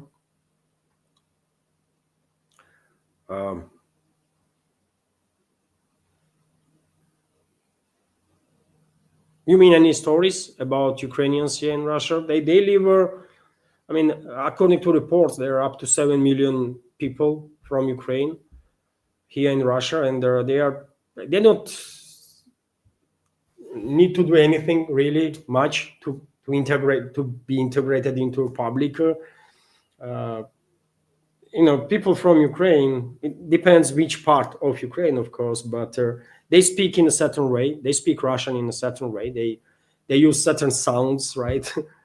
And that's the only way you can understand that this or that person is from Ukraine. Otherwise, you would not know, right? They are absolutely integrated, by the way. They live their happy lives, and they're okay, and no one has no issues with them, absolutely. Right? So, I know many European countries are whining about Ukrainians. Like in Germany, there is more than 1 million Ukrainians.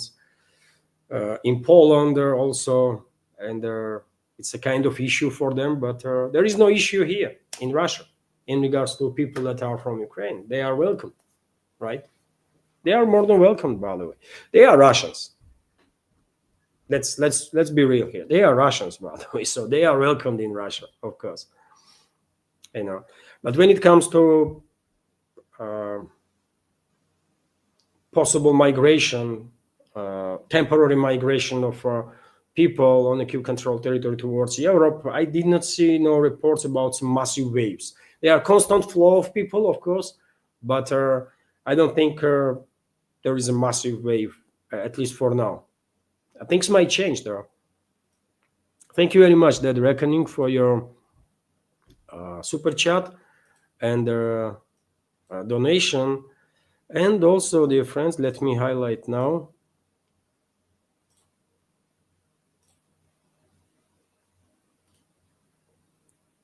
Let me highlight now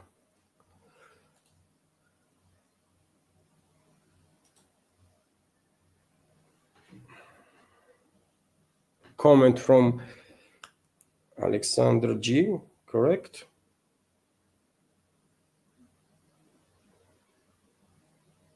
Yes, Alexander G.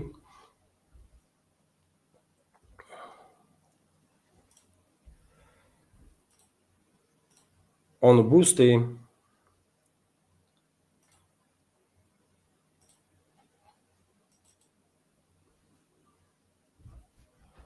So let me highlight. So this is a donation and a comment from Alexander G. Thank you very much, Alexander. And comment is Trump changed his position on Venezuela after that last phone call with Putin. If Trump orders long-range missile strikes from Ukraine into Russia, then Russia will do the same in Venezuela against the USA. Well, Russia might assist Venezuela anyways. US just a few days ago, Alexander, just a few days ago, Russian air defense systems intercepted 4 ATACMS missiles, isn't it, on Voronezh direction.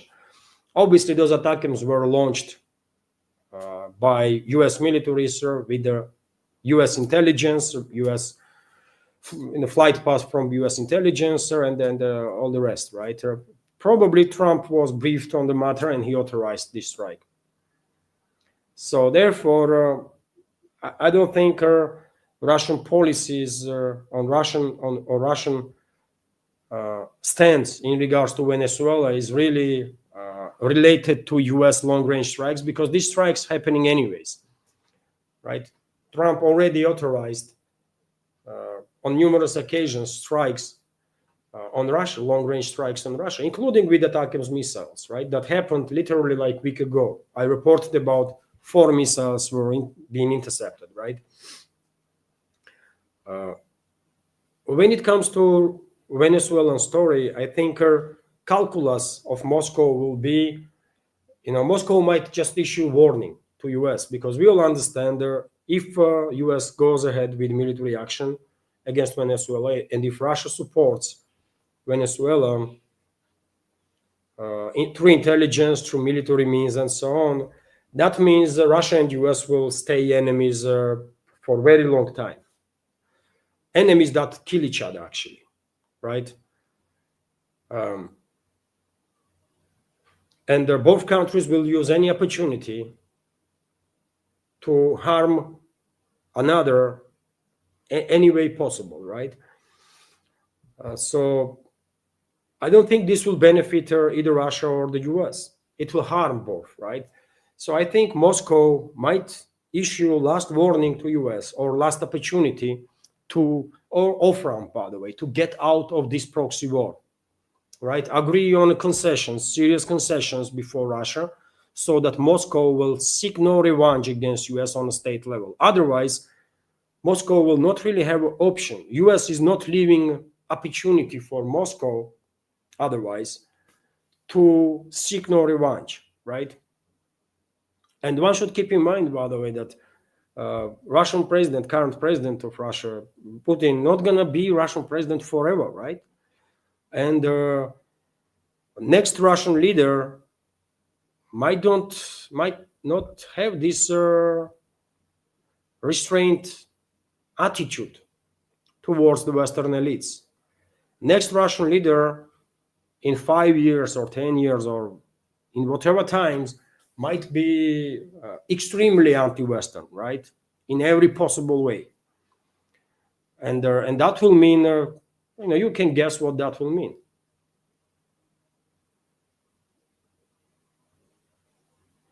Russia will harm Western everywhere and anywhere, all the time. It will be Cold War, but in a much more bloody ways conducted, as it was during the Soviet era. So therefore, I think Moscow will offer, maybe already Moscow did offer it, Washington, last opportunity to get out of this proxy war against Russia, and agree on the concessions, on serious concessions. And we are talking about trillions, by the way. We are talking about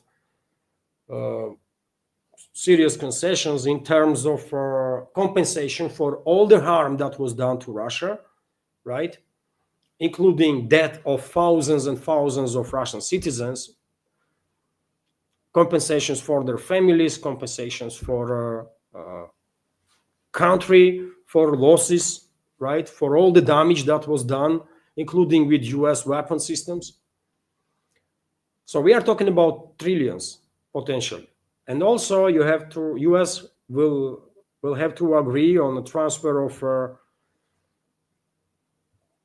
probably, to make sure that in the future, at least, we're not gonna act this way again, or US not gonna act this way again. US might be forced to invest heavily in Russia. Hundreds of billions of dollars in whatever field, by the way, energy field or whatever, right? So maybe this high level of investments in Russian Federation will force American elites to act a little more adequately, right? So maybe Moscow already sent something like that to Washington, opportunity to get out of this war, agree on serious concessions before Russia, so that Moscow will seek no revenge against US on a state level. If Washington listens. If not, then I'm telling you, Venezuela gonna become a graveyard for thousands and thousands of US militaries, and Caribbean gonna become graveyard for US Navy. Russia can help Venezuela with that, And yet again, I already shared in news segment some information about some military capabilities of Venezuela, anti-ship missiles and their aviation and so on. But who knows? Who knows? I'm quite sure, by the way, Russian Foreign Intelligence Service knew about plans of Rubio and plans of current administration to escalate with Venezuela probably a few days after decision was made, right there in Washington, right? And so therefore, Moscow had enough time to transfer into Venezuela, potentially also into Cuba, all the necessary means, right, to do some stuff if necessary. So it's up to US now. If US agrees on Russian terms, okay. If not, then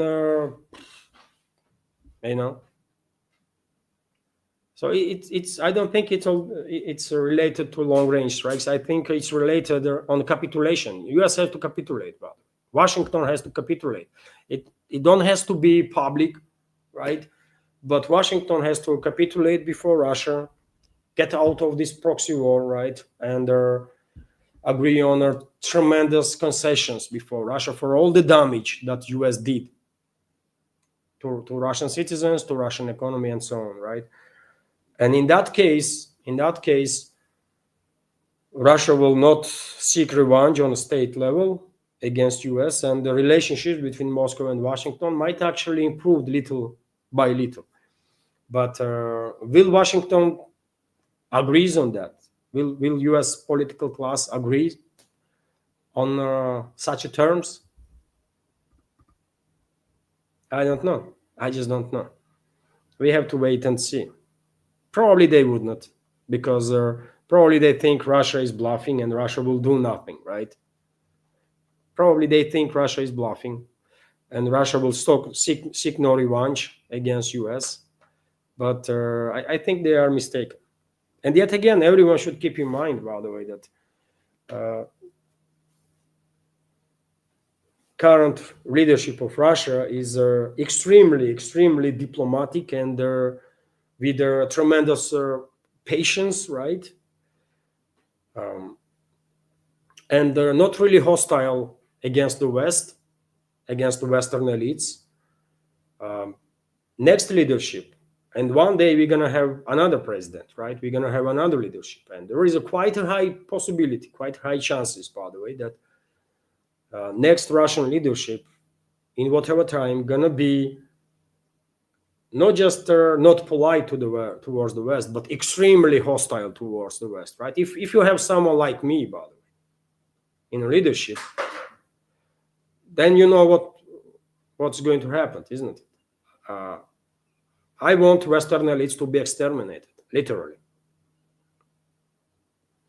I'm talking about Western elites, by the way. Let's not make mistake. I'm not talking about Western societies, people, and so on. I have no issues with that. But I think Western elites are existential threat for humanity, not just for Russia, but for humanity. I truly believe in this. Western elites are evil force and has to be neutralized, physically exterminated, with whatever means, right? That's my belief, strong belief, by the way. If we do not neutralize Western elites, eventually they will cause extermination of humanity. I truly believe they are existential threat for all of us, for everybody.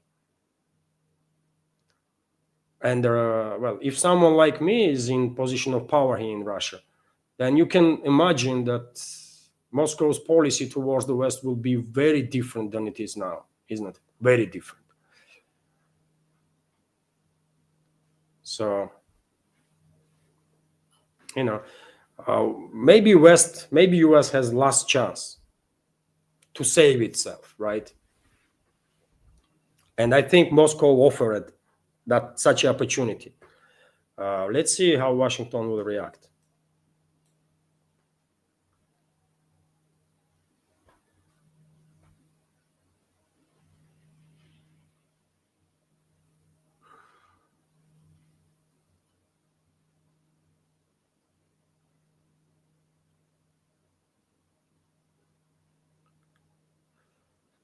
Let's continue with the comments.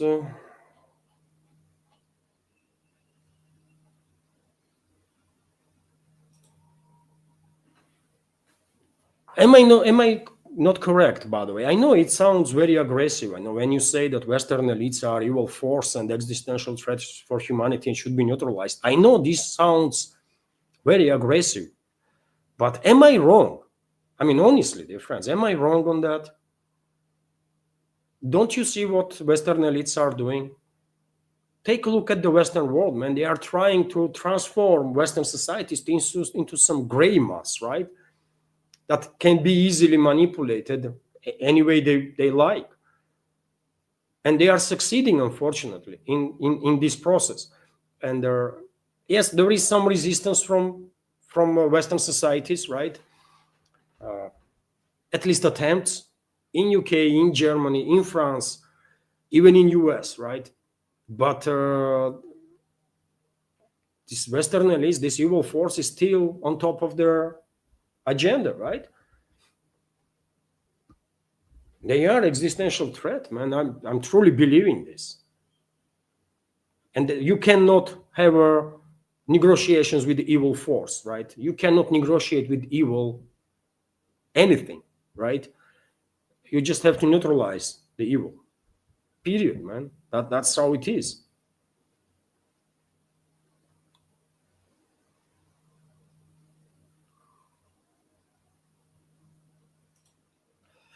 Alexander G is also commenting. I definitely saw some Dmitriev points there. He seems like he wants the sanctions lifted and they're getting globalist oligarchs into Russia again. Well, Dmitriev, I mean, yet again, Dmitriev, as far as I can tell, Dmitriev is acting exactly in line with this policy that I mentioned, this calculus that, you know what, let's offer US opportunity, chance to get out of this war, right? And while giving them such opportunity, you have to make argument why this is beneficial for the US, right? And Dmitriev, I think, is trying to outline for the US elites why this would be beneficial for them. He is a businessman, right? He is about finances, business, economy. He can do this in a professional manner, right? He can explain why this would be beneficial. But yet again, his policy, his diplomacy is just a part of a bigger game, right? That Moscow is playing in this in this regard. If Washington agrees, I don't believe Washington will, but let's say if Washington agrees to get out of this conflict and actually de-escalate, right? And if Washington agrees on a concession, then you know what? Great. Let's de-escalate, man, right? If somehow we as a humanity will manage to move US away from this globalist force. By the way, American political class is evil too. Let's make no mistake, but they are nothing compared to globalists, man. Globalists are absolute evil, right? With neocons, you can deal, man, one way or another. But you cannot deal with globalists, man. You know, neocons are just cheap criminals, right? That all they care is money, really. Money, influence, like these are milky soshki, короче. They are nothing, nobody's, right? But globalists are they are working through ideas. They are ideology, right? They are operating through ideologies, and they are very dangerous because well, ideologies are, you know, if used wrongly, can zombify tremendous number of people and cause tremendous damage, isn't it? And we know what ideological warfare is. We have seen that during the Cold War, for example, isn't it? So globalists, I think, are much bigger danger than American political class. Although there are no good people among them too, obviously, right? And will be no good people there until America first force will not reclaim the country in US, until Americans will not reclaim their own country. Hopefully, they will one day.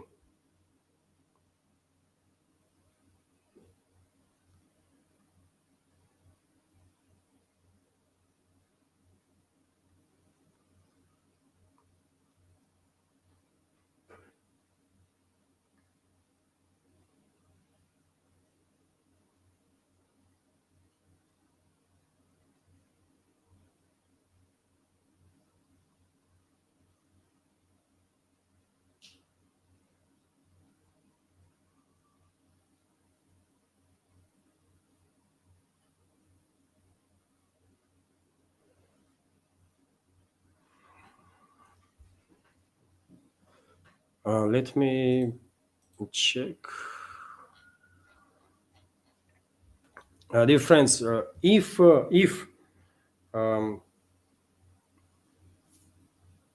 if Anna, my wife, had no time to check PayPal, and if I was unable to highlight if there was any comment or question from PayPal or donation, I apologize for that upfront, and I will highlight if there gonna be any donations there in the next updates. Of course, if member who will donate wants to, usually I'm only highlighting like first name, isn't it? I'm never saying like full name, only first name. But if you want your first name not to be mentioned, also, okay, just follow with just let me know that no mentioning, and that's it, really.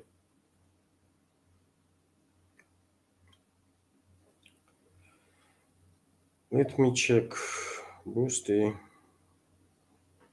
And Alexander G, thank you very much for your donation.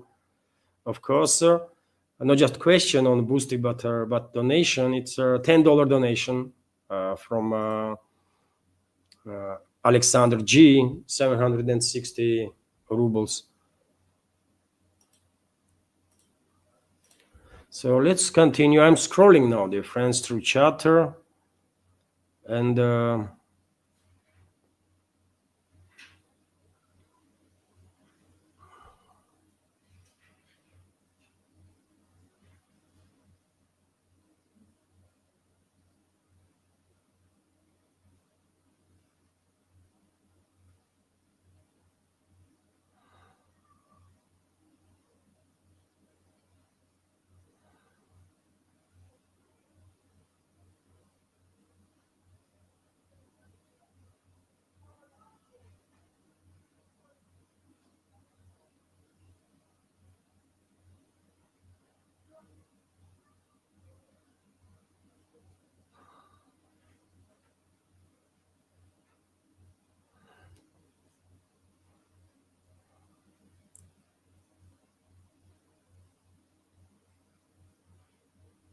I mean that's a good question from Sidon Swanser. Since when does the losers in a conflict dictate the terms of the settlement? I agree with you absolutely. Why either Washington or London or Brussels or Paris or Berlin are thinking that they are in a position to dictate anything, any terms to anybody, really? It's I don't know, man. Something is wrong with them, big time. Really, they need psychiatrists, man.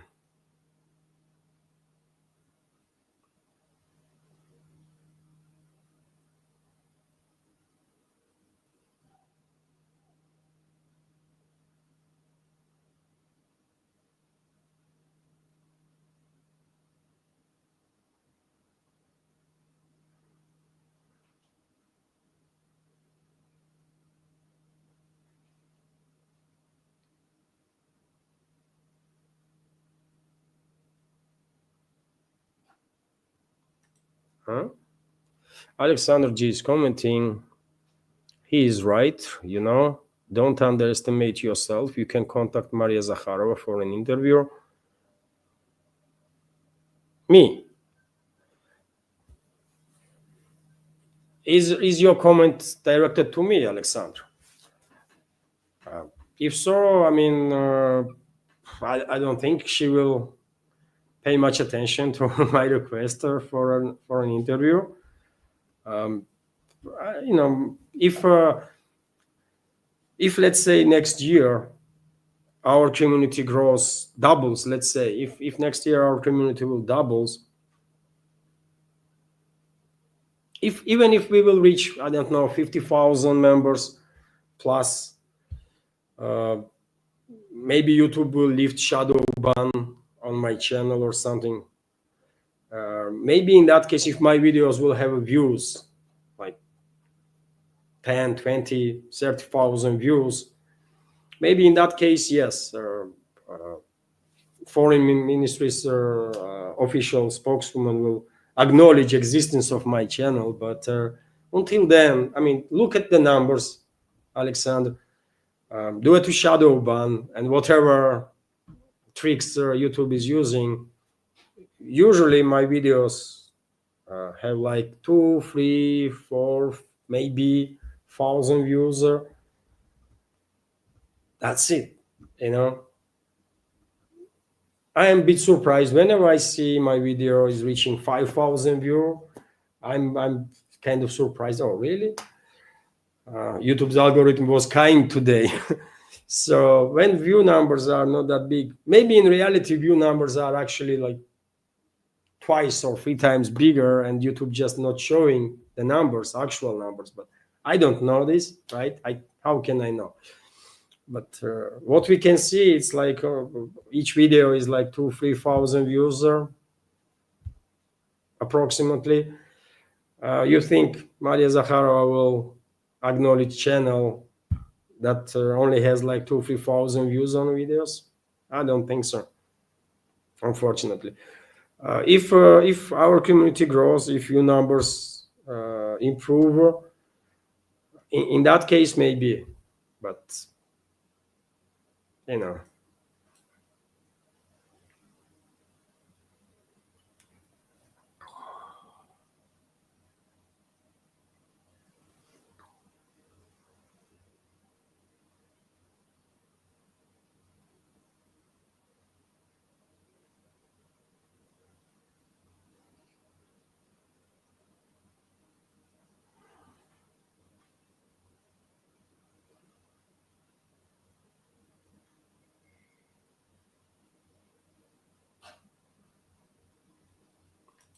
I see a question from Nidish Kumar Lewan. Who do you think are Mongolia trying to shift their capital? Huh? Why do you think Mongolia trying to shift their capital, or any, as they are your neighbors, sir?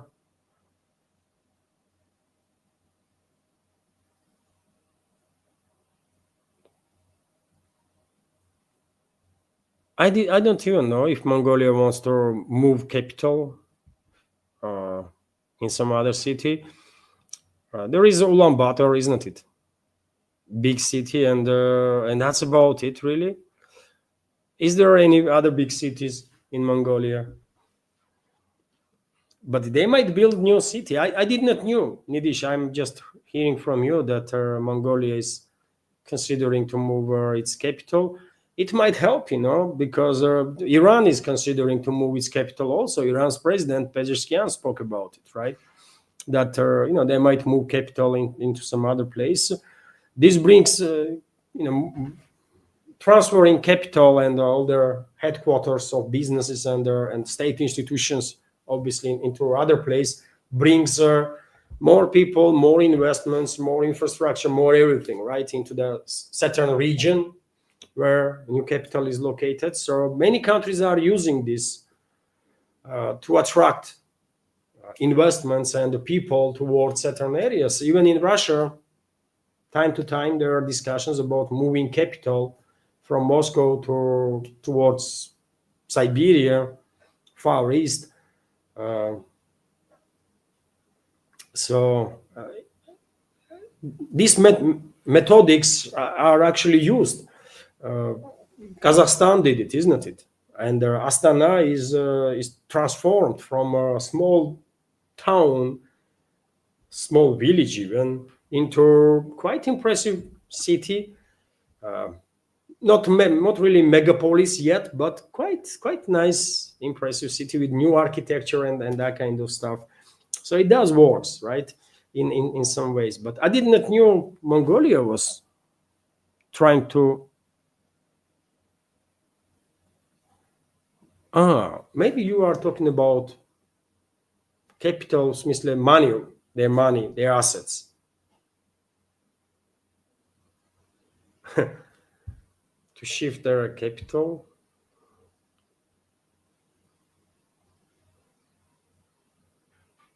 If you are talking about Mongolia moving their assets somewhere, in which direction then?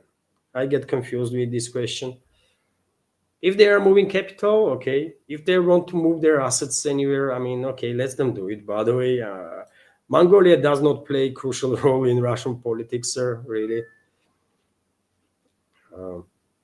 They wanted to be part of USSR. I mean, many people worldwide don't even know that Mongolia actually wanted to be part of USSR, and Moscow said no, no, not happening. And Mongolia stayed there as a buffer zone, sort of between Russia and China, which did its work in one ways, because during the Soviet era, by the way, relationships between, especially after Stalin's death, relationships between Moscow and Beijing was very tense, and only improved after Soviet Union collapsed. Only began improving after Soviet Union collapsed. Both countries were led by communist parties, but they did not really like each other. You know.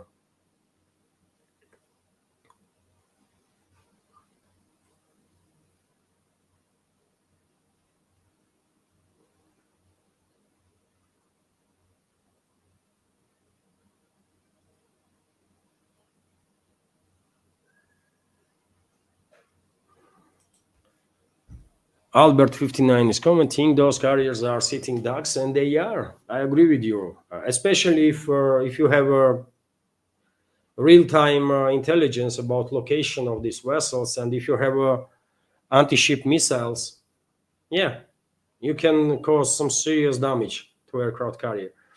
I'm not sure Venezuela has weapons to sink aircraft carrier. It's a massive vessel, and to sink it, I mean, you have to do some unbelievable damage to that vessel. But you can, even without sinking the ship, you can cause tremendous damage, isn't it? Even beyond repair. And this Venezuela can do, with support of some, especially with support of some superpowers, Russia, China, for example.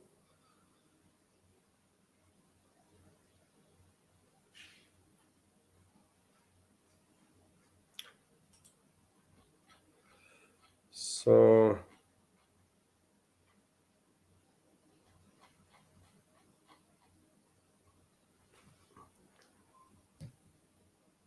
let me check.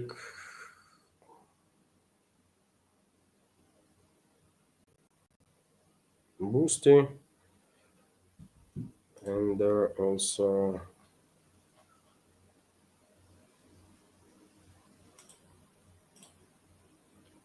okay.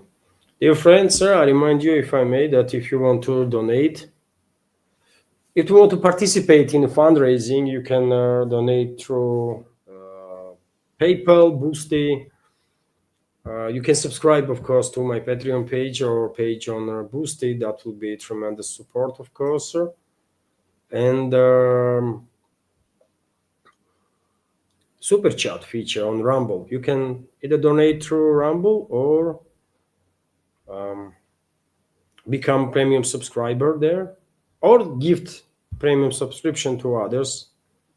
Also option there. Let's continue with our chat, dear friends.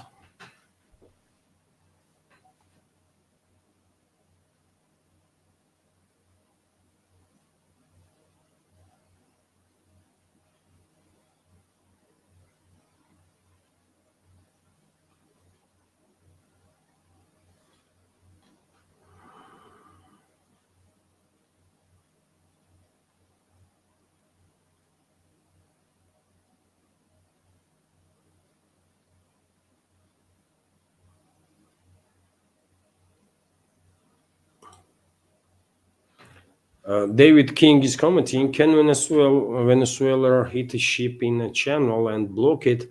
If you mean Panama Channel, no. I don't think Venezuela has weapons with a long enough range to hit a vessel in the Panama Channel. And yet again, I mean, if Venezuela would strike Panama, that would be act of war against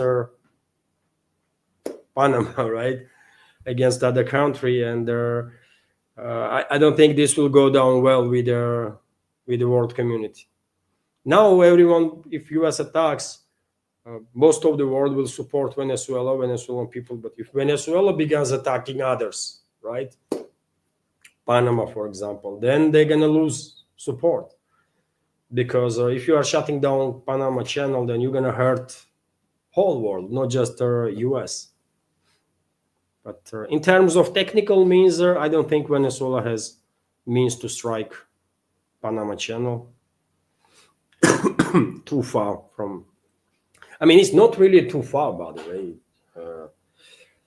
It's not really too far, but it's still a significant distance. Let's check it on the map right now. So.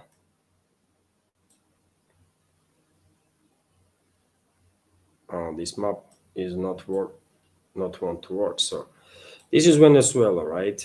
And you want to strike Panama. No, it's like 1,000 mile maybe. It's a long distance, by the way. So I don't think Venezuela has means to strike Panama.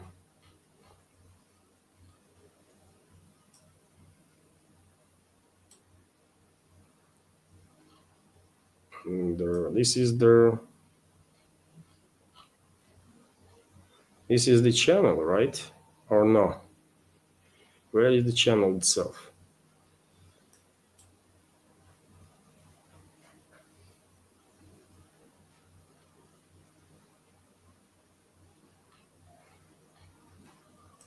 So that's the channel, right? That's Panama Channel. It goes, then it links to there is a Azora lakes, isn't it? A lot of lakes. It goes into lake, and then I guess it comes here. There is another docks or whatever this is, and well, and then ocean. So yeah, I don't think Venezuela can strike Panama Channel, and I don't think they should, man. Why should they? But they can, theoretically speaking, they can do some damage to. They can definitely do some damage to a U.S. fleet with the assistance of certain countries, especially.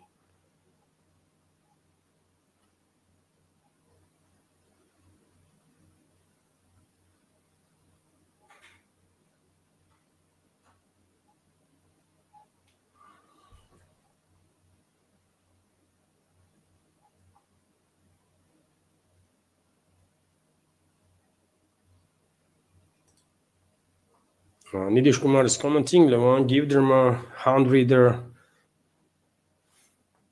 P800 Onyx, that will be big booster to Venezuela. We don't know what Venezuela actually has.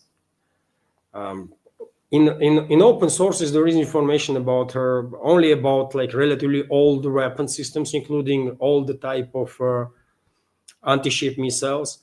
But yet again, if my understanding is correct, if my reading of big picture is correct, and Russian intelligence, for example, knew many months before Washington escalated with Venezuela that this was coming, then probably Moscow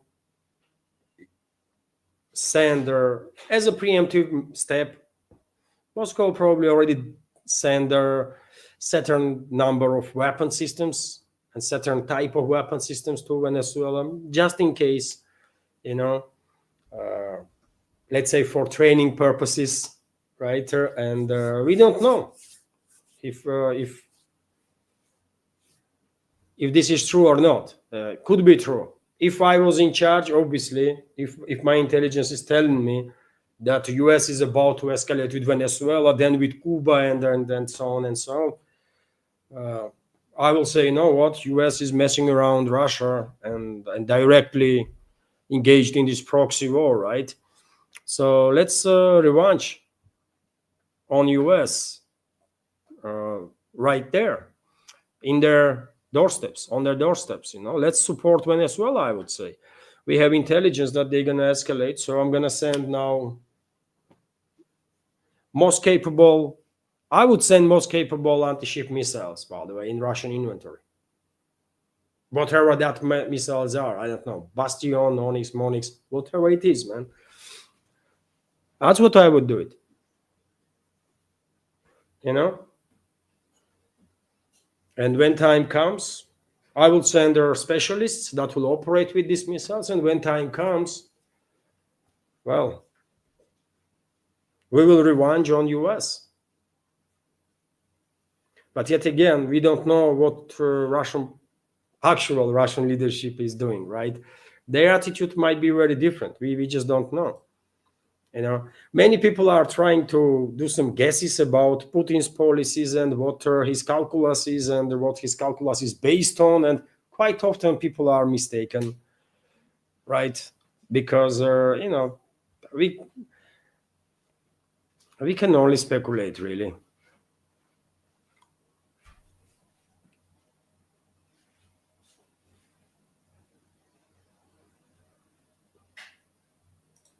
Mickey is commenting, S-500s can take out satellites, apparently. Yes, they can.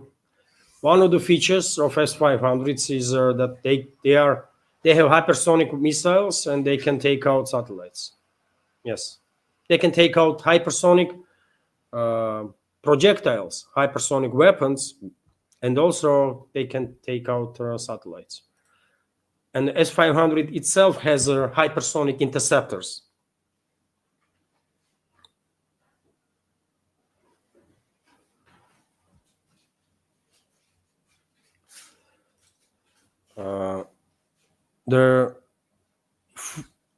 Their Full House show is commenting, I am depressed that Democrats are going to get back into power. I'm afraid you are correct on that. Unfortunately, and I'm saying unfortunately because I consider Democrats in US to be allies of globalists, right? And I consider globalists to be evil force. And whomever allies with globalists, they are evil force too. I have that simple calculus, by the way. And I think Trump and his administration basically destroyed dreams of so many millions of Americans that were actually dreaming about America government to serve American people and to be America first. Then in midterm elections, probably Republicans gonna lose House and Senate, both, most likely. I mean, I don't know how elections gonna turn out, but probably Republicans will lose both. I mean, if you are Republican in US, if you are America first, right, and you know that those people that represent Republican Party now, they are a bunch of liars, right? They don't care about American people. They don't care about America first movement. Why would you even go to elections, man? You're not gonna vote Democrat, but you most likely would not even bother to go to elections to cast your vote.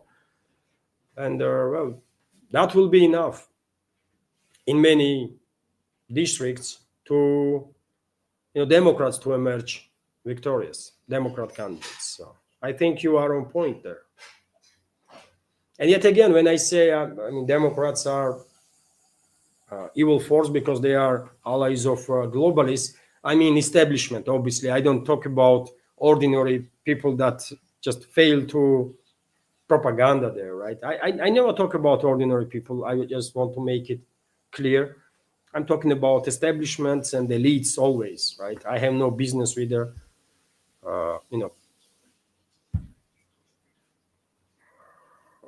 talking about ordinary people, man. If I have some strong opinions, I'm always clear enough. If I talk about society in general terms, the establishment of Democrats definitely will force. They are allies of assets. They are assets of globalists, I think.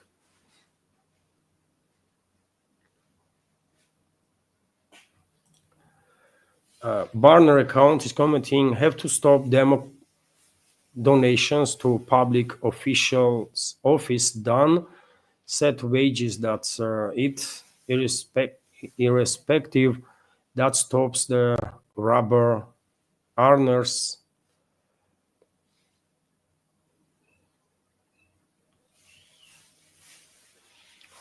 I guess you are disappointed also, right?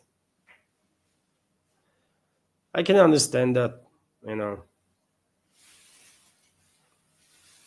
Many people are disappointed, man. In US and in our community, we can see this, isn't it?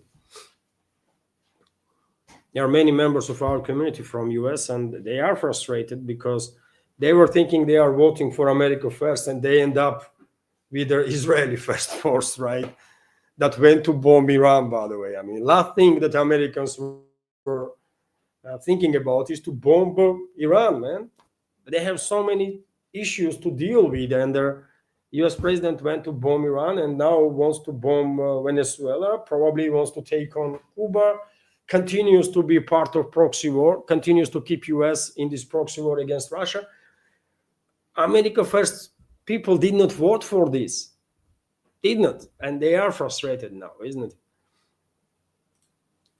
Nidish Kumar is also commenting, Levan, do you think two parties in US masks are off in front of people whom they serve actually will third party form after mid-elections and their strings are pulled by same people from behind?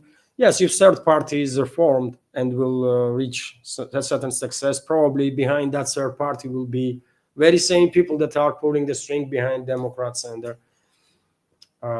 Republicans. They are just too powerful. That's why I am always skeptical in regards to chances that societies in the Western countries, in US, for example, will manage to reclaim their countries. They are facing just too powerful enemy, right? These groups of influence in US or in the collective West in general. And they have so many cards, by the way, to trick people. So many cards, right? They can create so-called third party, right? Give it or finance it or give it a tremendous airtime on TV, tremendous publicity in the press, right? And they can, and people might buy it, man. Ordinary people might fall for it. They will go vote for this third party and they will end up with very same policy that Democrats and the Republicans implemented. I think only way Western societies can reclaim their countries is a revolution. It's actually actual revolution. Through political means, it's impossible to deal with that system, those systems that have been built in Western countries. I mean, you no one gonna give you even a chance, right? In America, by the way, these elites that are controlling the situation, they will not even give you a slight chance. If they think you are a threat, they will eliminate you. They will eliminate you while you were doing first steps, even before you become actual threat for them, right? Who knows? Maybe Charlie Kirk was killed exactly because that they were certain influential forces were thinking that this person is just gaining too much attention, too much momentum, and they took him out even before Charlie Kirk was an actual threat for the system.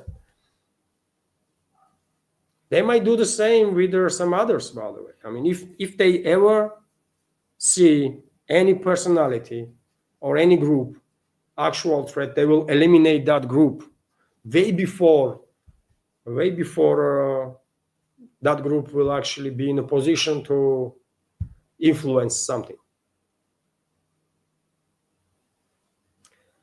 So I know this is very depressing, what I'm saying, that there is no chance to through political means to deal with the situation, but it's true, man. I mean, which third party? Which third party? Uh, I mean, let's say you are American citizen and you have huge following on internet, let's say, right? You have a strong team, you have massive support and stuff, but you are still small, right? To become a actual force, you need uh, every household. You have to reach every household, and the only way to reach every household is media, right? Social media is not enough. You need the actual, MSN. You have to be talked about on the TV 24/7. You have to be talked about in the press 24/7. You have to have massive coverage, and that costs a lot of money. A lot of money. We are talking about billions, right? And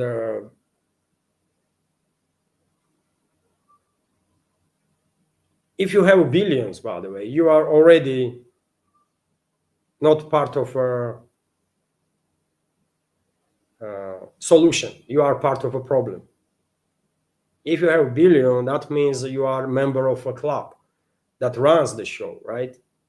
Elon Musk, you think Elon Musk is actually like for people or something? Come on, man. He was allowed to become a world's richest man by some groups, right, of influence.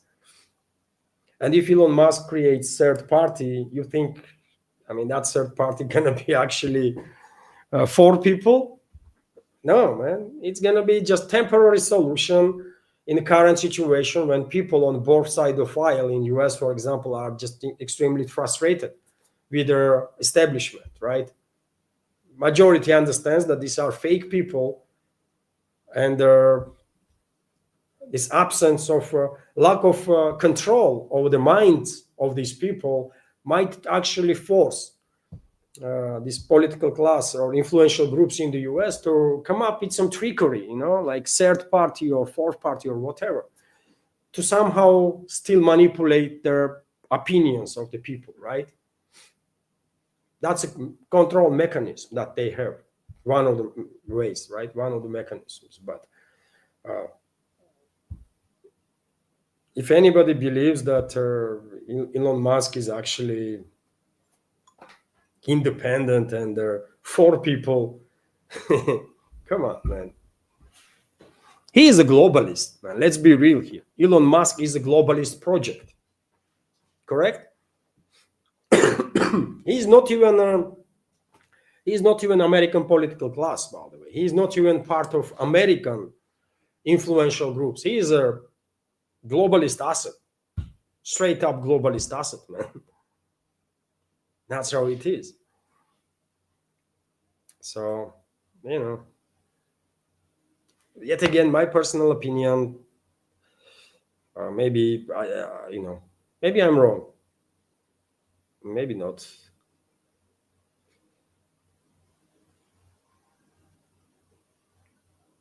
But generally speaking, I mean, I don't think there is any chance in any of the Western countries for society to reclaim their own countries with their political process.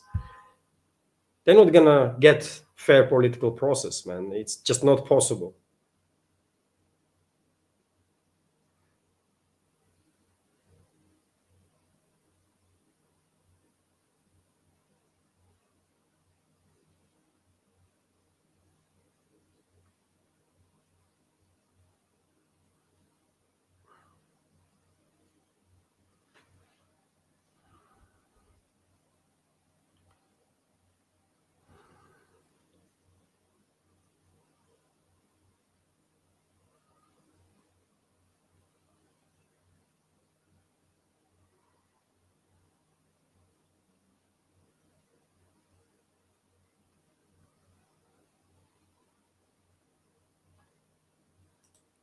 Michael Kennedy is commenting, MAGA is up for grabs. MAGA is dead, man, at this point, I think. So many influencers among conservative movement are openly confronting Trump and his team, this Israel first team, or neocons, basically, that MAGA, I guess, is dead. This movement. And now new movement is being created, kind of, which is called America First, right? Uh, this Nick Puentes is one of the figures that is promoting this idea, but basically America First is an idea that Tucker Carlson is talking about, Owens, Dave Smith, all the others, right, influencers among Republicans and libertarians. But yet again, they can talk on internet, by the way, as much as they want, right? They can talk on internet, but do they really have any chances to influence anything? I don't think so, really. And dear friends, right now, let me highlight that there was a donation through PayPal from Patrick. Thank you very much, Patrick, for $40 donation.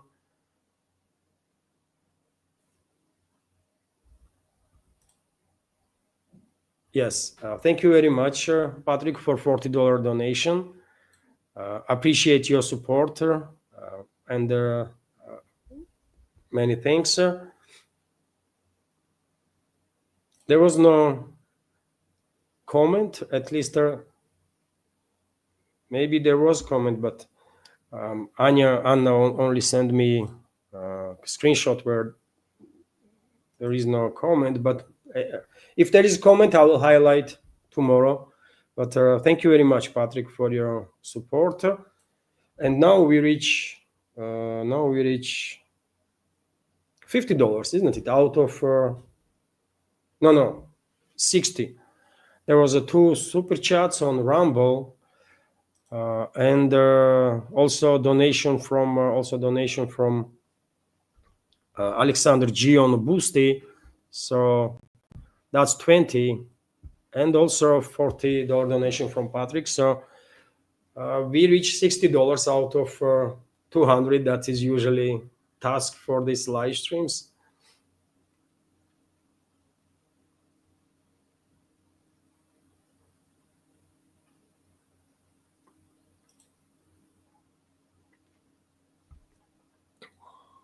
Thank you all, dear friends. I'm scrolling now. It's 2.5 hours already. I'm scrolling now.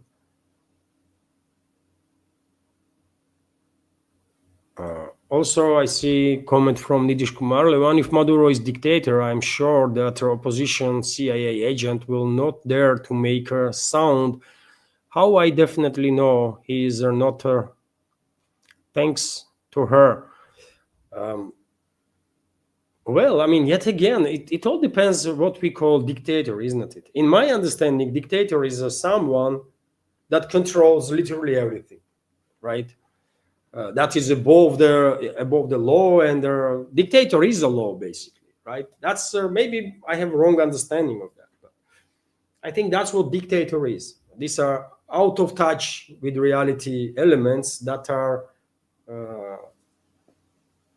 that have this unhealthy focus on control, right?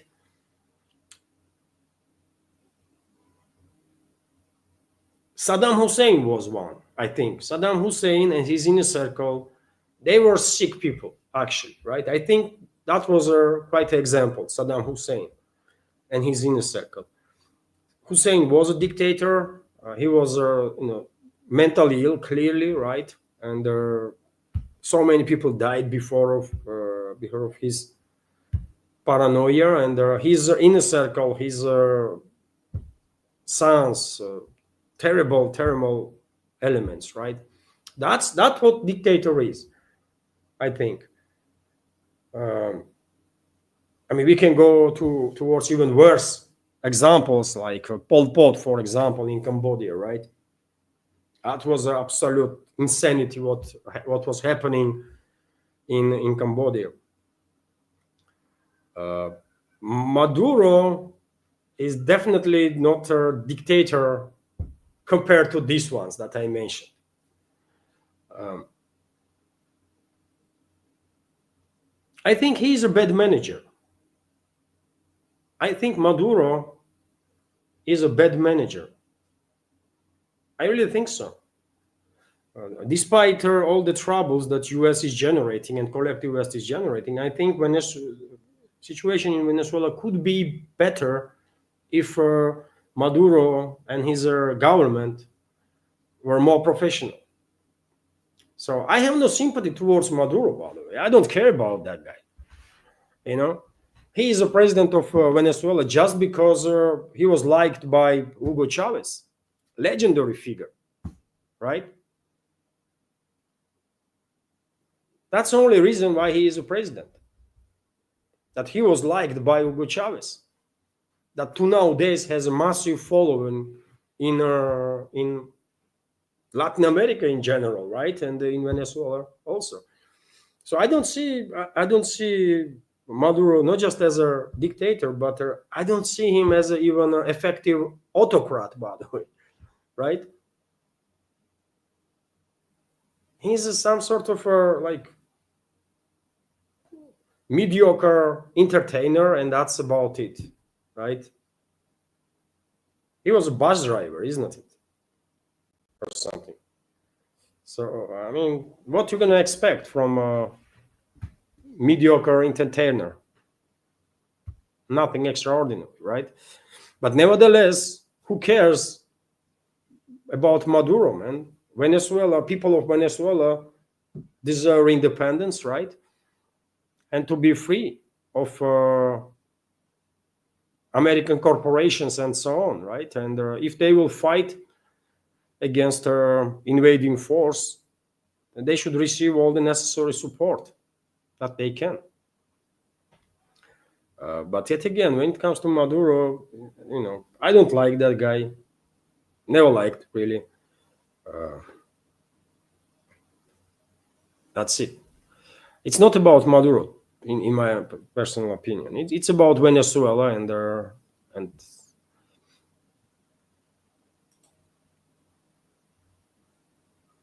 all the riches of the Venezuela that America wants to, or U.S. multinational American corporations went to grab, basically, right? But when it comes to Maduro himself, he's a weak personality, I think. You know, he's not even a like proper autocrat, by the way. He's playing some games that it's only like mediocre, really mediocre entertainer will do. Uh, if you know that there is CIA assets that are pretending to be political opposition in your country, what are you doing there? Just neutralize them, right? Do something about it. How are you allowing assets of foreign countries to operate freely? How this is even possible, man? Only way this can be allowed is if certain group in the government is playing some games in democracy, and they are playing games with the Western world, right? And well, once they start playing stupid games, they're gonna get stupid prices. That's what is happening.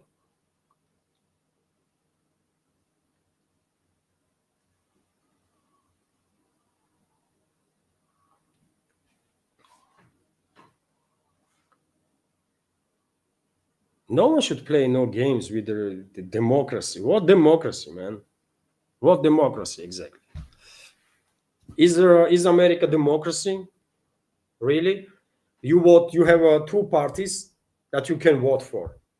the Democrats, I mean, formally you have many more, right? But there is no point to vote for them because they're never going to get anything anywhere. So in reality, there is two major parties. It's a two-party system: Democrats, Republicans. You vote Democrats, you get shit. You vote Republicans, you get shit. So are you really democracy then? What is the people's rule there? How people rule in US? You tell me. Is not the same situation in European countries? You have some established political establishment that is controlled by certain forces, right? And this political establishment is divided through several parties, mainstream movements, right?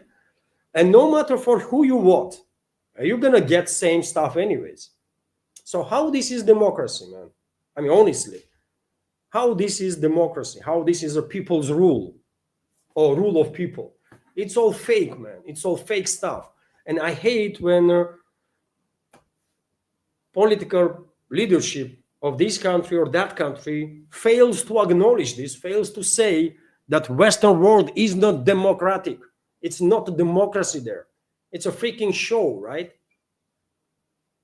And we're not gonna play by this freaking by the rules of these freaking idiots that are in charge of this Western world.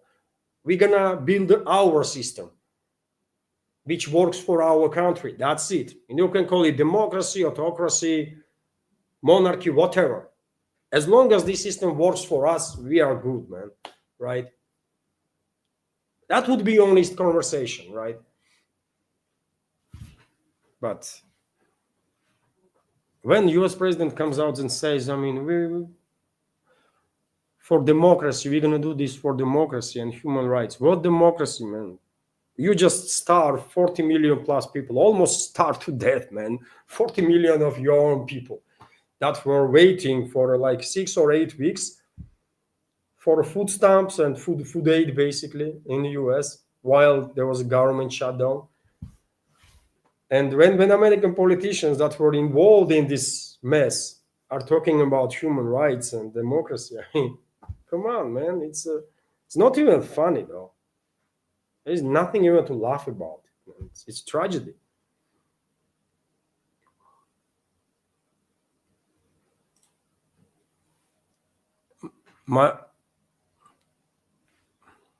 Maras is commenting. Maras is commenting. I thought Colombia is sticking up for Venezuela. Well, despite quite difficult relationships between Venezuela and Colombia, it seems like Bogota is in no hurry to assist US at least to attack Venezuela, right? Maybe something changed in past hour or two, but based on statements of Petro, president of Colombia, I can assume that Bogota will not assist the US attacking Venezuela. So, you know, they might not support Venezuela big time because yet again, they have tensions, right? These paramilitary groups in Colombia that sometimes are active, sometimes are agree on a ceasefire. I mean, by many in Colombia, many people in Colombia believe that those paramilitaries are basically proxies of the Venezuela, right? So there are many reasons why these two neighbors are not on friendly terms, but at least based on statements of Pedro, by the way, how you say it? Based on statements of Venezuelan president, they are not gonna support US to attack their neighbor.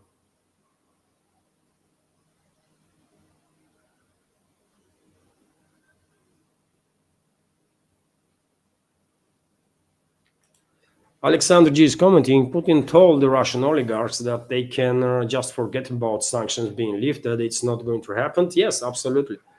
Absolutely. Putin was warning, by the way.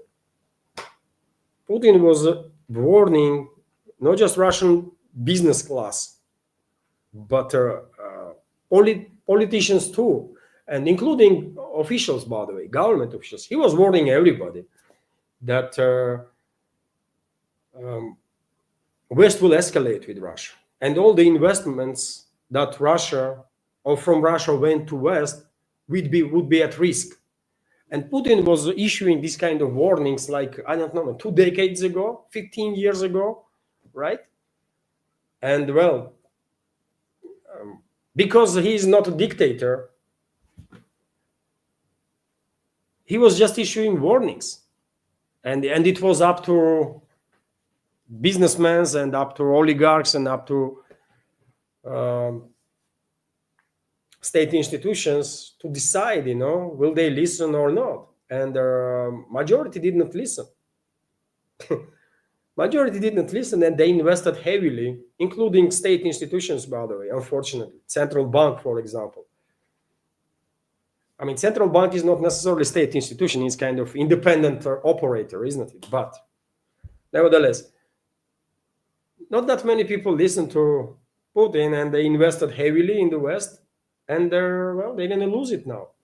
If anybody thinks West will give Russia back these frozen assets, then I have Himalayas mountains, by the way, right, in my pocket, and I would sell those mountains happily.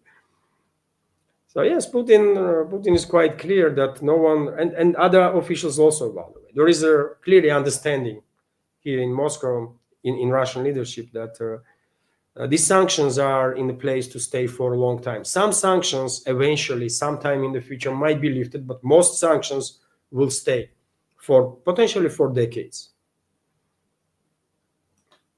So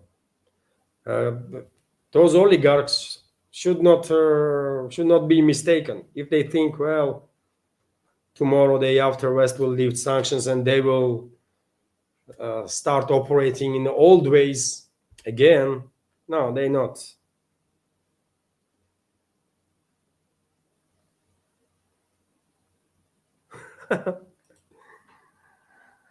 Matt Smith is commenting, Levan, you were me out. You can have Ukraine. We can give you Poland also. No, thanks. No, thanks. We don't need no Poland, by the way, and we don't need no Western Ukraine. Russia, I think this conflict will end. This conflict will end when Russian troops will reach borders of the Western Ukraine. At that point, probably, or at least let's say this is one of the scenarios, most possible scenarios, in my personal opinion. Although anything is possible, of course, but all Russia is interested is in security guarantees for itself, right? And these security guarantees means that certain Russian territories have to be liberated from NATO. And historically Russian territories. And that includes not just new regions, but I think that includes also at least everything from Kharkov to Odessa.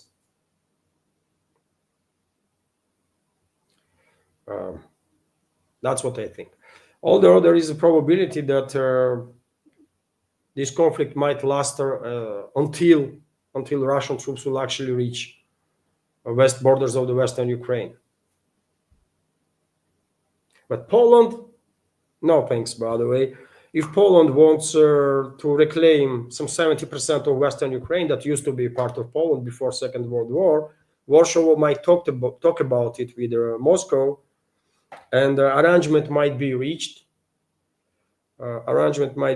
For example, Poland will reclaim this 70% of Western Ukraine and will give up Suwalki Gap that connects that will connect Belarus with the Russian Kaliningrad region, for example.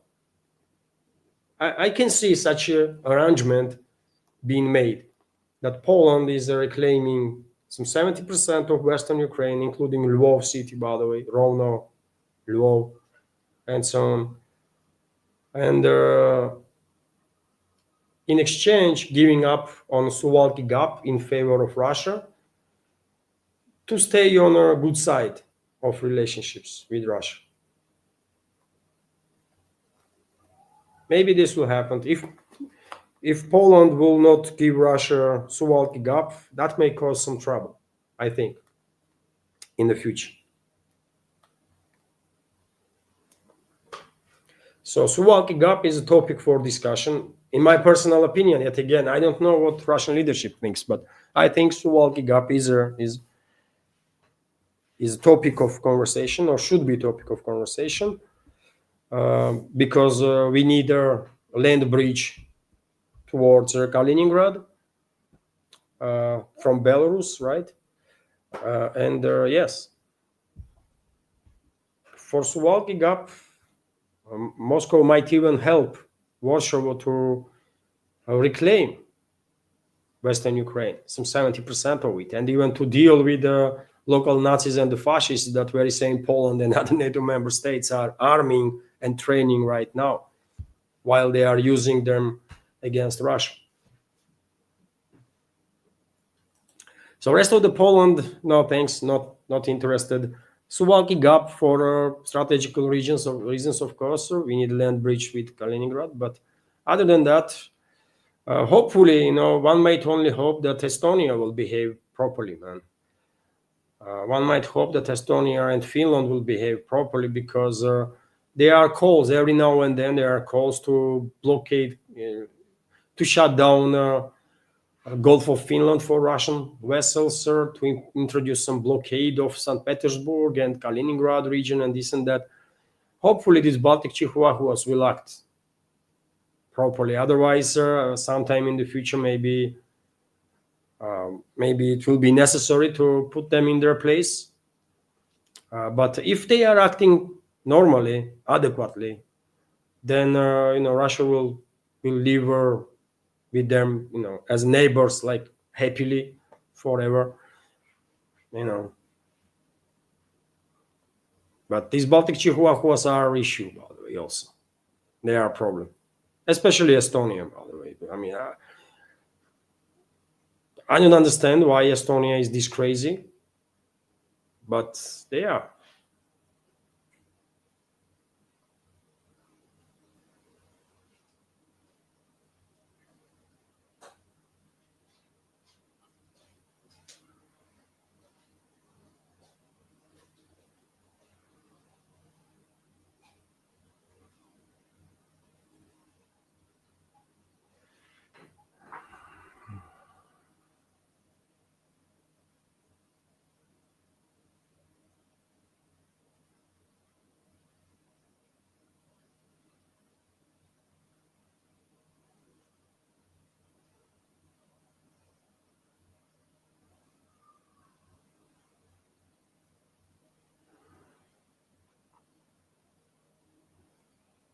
Let me check.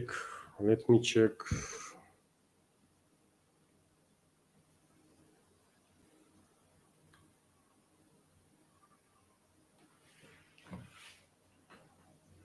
I think this way is better, isn't it? I did try to make our news segment shorter, and we are just now exchanging opinions, having a good talk.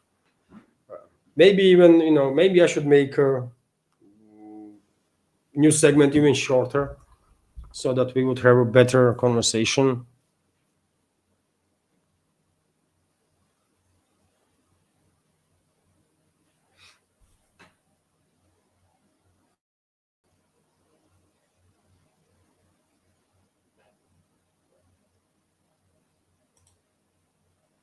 Alexander G is commenting, quite rightly, one US already created the conditions for Russia to assist Venezuela. Yes, I mean, I'm on same page too. On that, they did everything basically. They are asking for it to nowadays. Washington is even asking for it, right? That's how irresponsible this U.S. political class is actually, and um, you know, I hope personally, if you ask me, I hope behind the closed doors. I hope some adequacy will prevail in Washington, if that's even possible, and I hope behind the closed doors, Washington will agree on the concessions before Russia, and and Washington will agree to pull out US completely from this proxy war, which means the US have to stop providing not just weapons and money, but also intelligence to the globalists, right, to be used against Russia. And in that case, Moscow might actually give them Moscow actually can give Washington certain level of guarantees that Russia on a state level will not seek revenge on US, which don't mean that Russia will help them to occupy Venezuela, for example, but Russia would not use the situation to harm US on state level. Some private Russian groups will use any chance, of course, to revenge on US now and forever, because they lost their comrades, they lost their brothers in this proxy war that West is waging against Russia, right? So I really hope Washington will choose to de-escalate with Moscow, but at the same time, I do understand the chances for that is next to none. Maybe just little bit, like 1% chance, and that's about it. And therefore, probably Russia will use maybe not any, but many opportunities to revenge against US because of the tremendous harm that was done to Russian citizens and Russian Federation by the US through this proxy war. And no one gonna forget about it, right?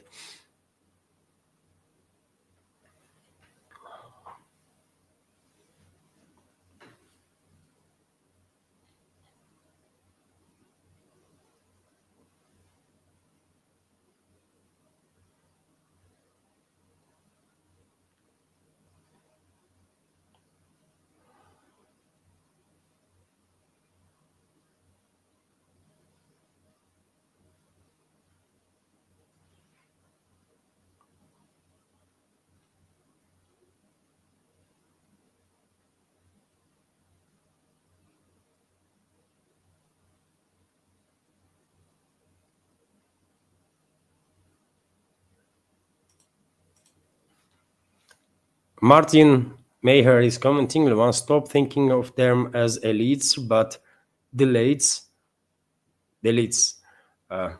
Yes, I hate to use this word elites. That's why quite often I'm saying like so-called elites and stuff, and then I'm being criticized. Don't use so-called so many times, So yeah, it is irritating to call those people elites because they are West representatives of the Western world, and they are tremendous number of great, wonderful people in the West. And to think that these individuals that are in charge of Western world are elites there is insulting to those people, right? Those good people. I can understand that, but what other word can I use to describe this ruling class in the West?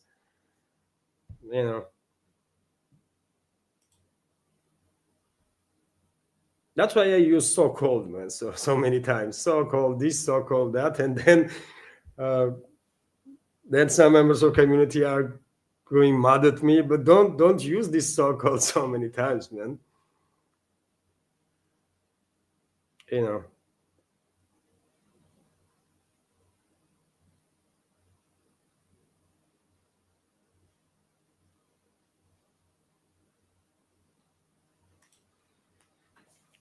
Albert is commenting, "We only hear war in the Western era peace," which is unfortunate, but this is a narrative. This is a strategy, isn't it? They want people to be terrified, most of society to be threatened, terrified, right? And that makes so much easier for a ruling class in the West to manipulate with this threatened people.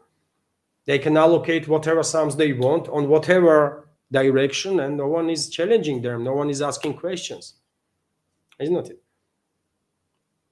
And this is happening actually. Before very our eyes, hundreds of billions of dollars and euros were allocated by their Western ruling class for this proxy war that they are waging against Russia, and they have not been challenged by the public.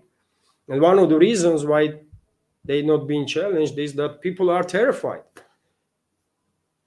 They've been told that Russia is coming and war is coming and this and that so many times on daily basis that many of them probably really believe that here in Russia we are just dreaming about attacking, I don't know, Europe or North America or any other country, man. While we don't. We want this West to end this proxy war, actually, right? That's what we actually want. This war to end, right? And we don't want no war, man. We want peace. And we want to be like left alone by the Western ruling class, you know. We are not aggressive, man. Generally speaking, society here is not hostile towards the West. I am very hostile towards the Western elites, by the way, but even me, not hostile towards the Western world, right? But I am very hostile towards Western elites. I consider them to be existential threat for humanity. But generally speaking, public here in Russia is much less aggressive than I am, right? I don't have some studies on my hands, but I think I'm a quite radical example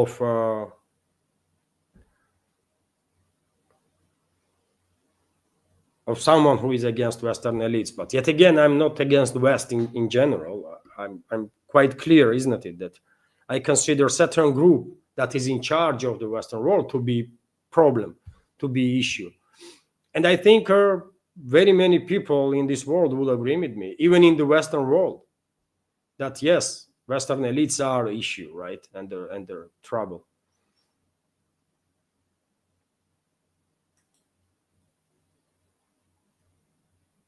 So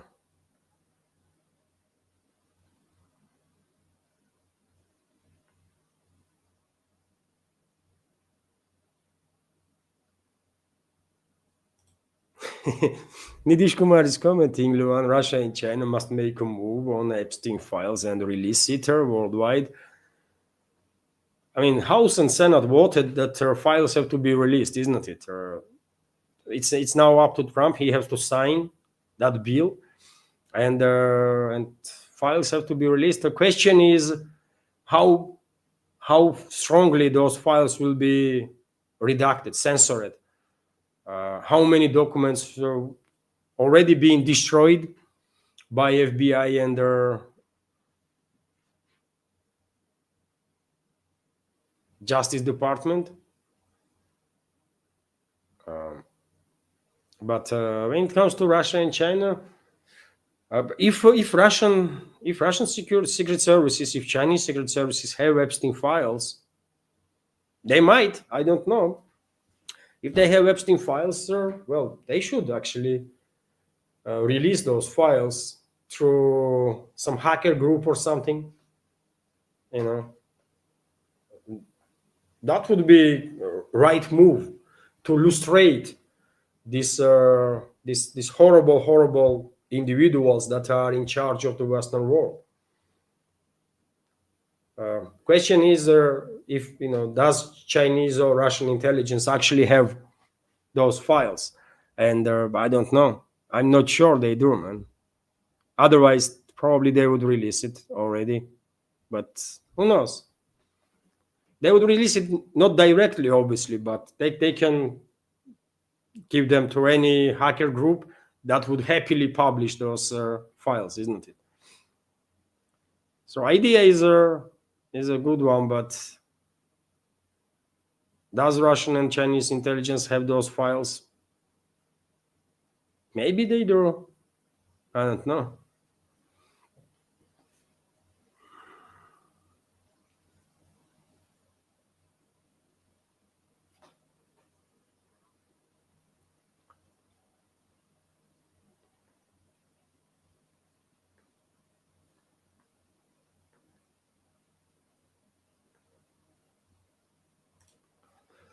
if US has the right to sanction and close other countries' airspace, why not Russia and China do the same?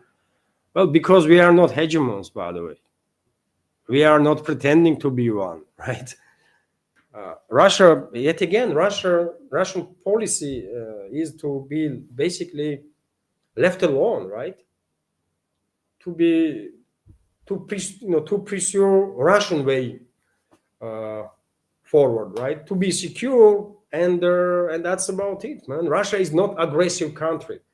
It's a Western propaganda that Russia is aggressive and Russia is seeking war with this and with that. No, Russia is not seeking no war. By the way, all Russia wants is security for its people, right?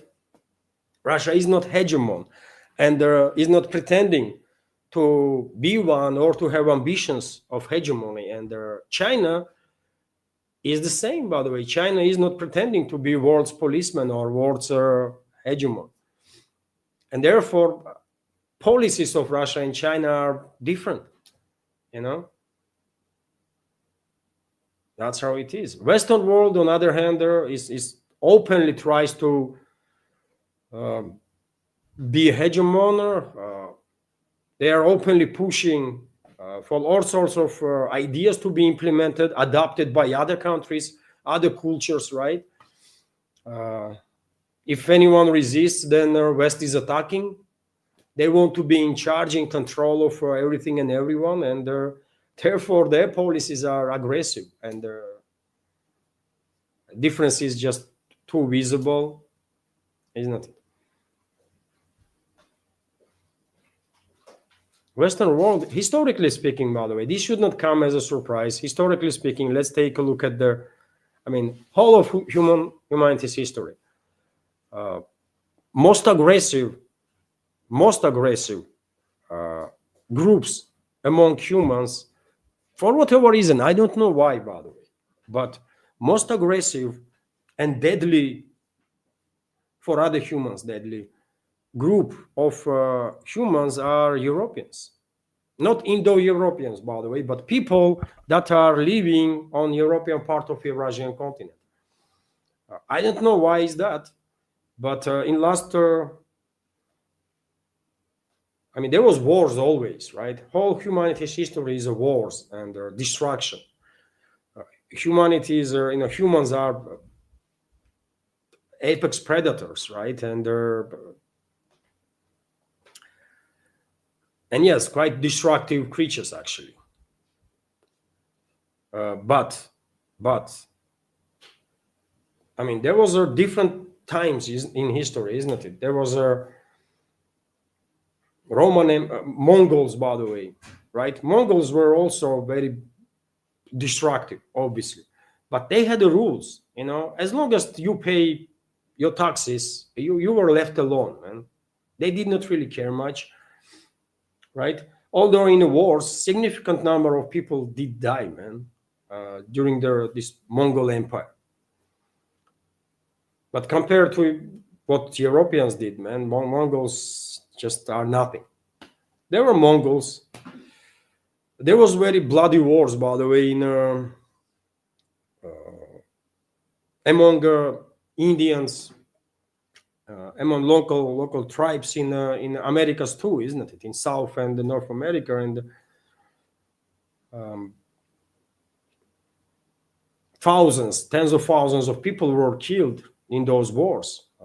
But what killed native people in America is Europeans.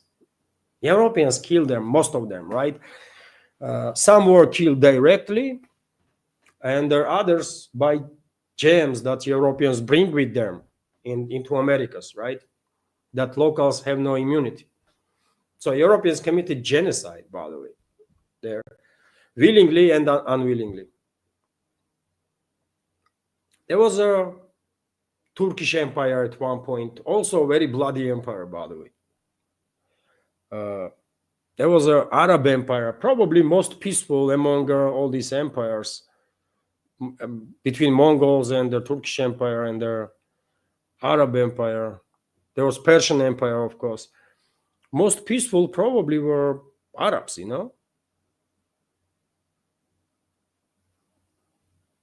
Persians were quite aggressive too, Persian Empire.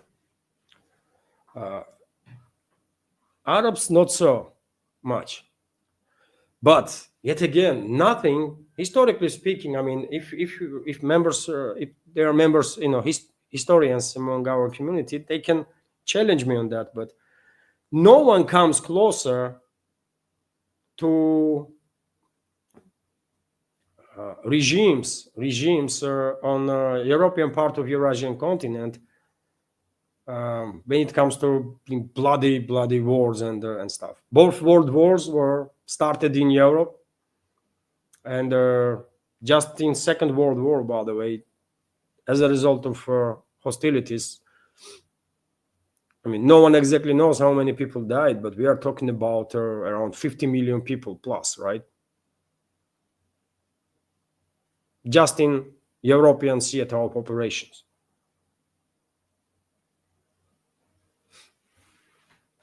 So I don't know why, but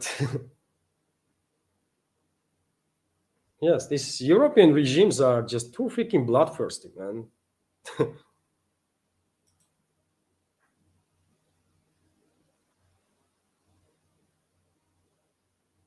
It's true, isn't it? I don't know why is that, why they are so barbaric, but they are.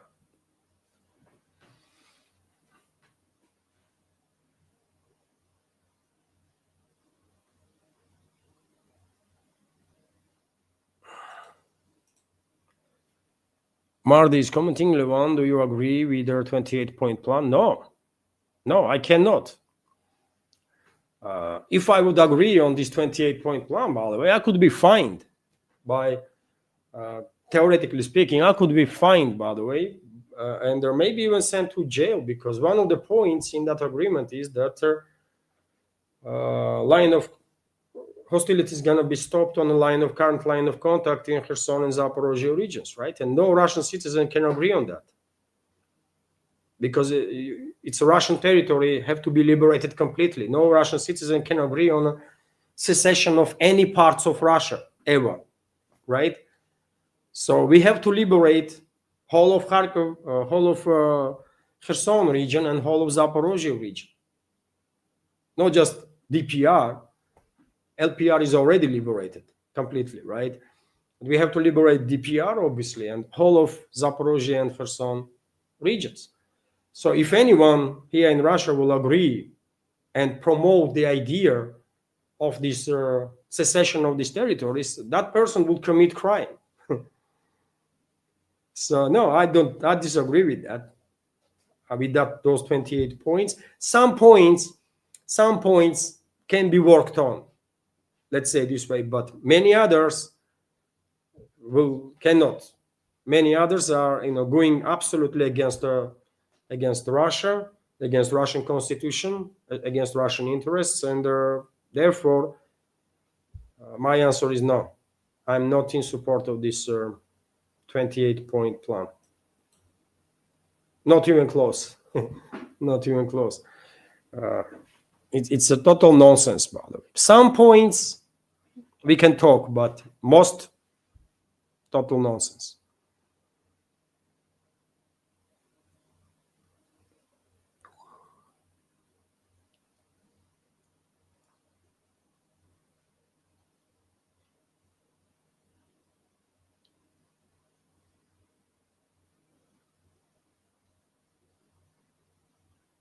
Oh, we have a new member, I guess.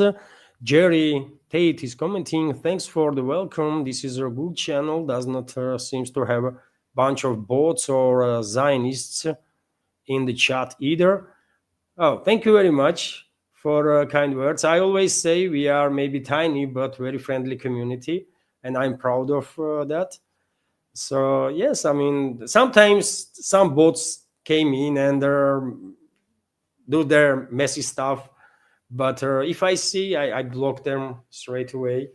Otherwise we all are friendly, by the way, and that's what we do. On Sundays we have community chat, and we just talking to each other, sharing opinions. Sometimes we agree, sometimes disagree, but we always do this in a respectful manner. So I'm proud, by the way, that we build this great community, I will say, right? So you're welcome.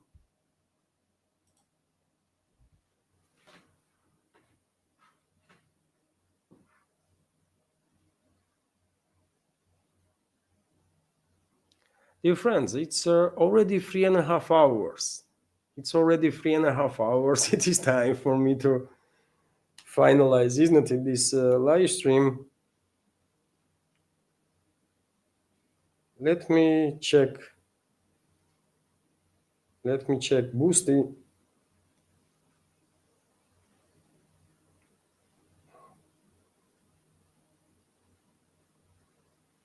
So, and also let me check Rumble difference.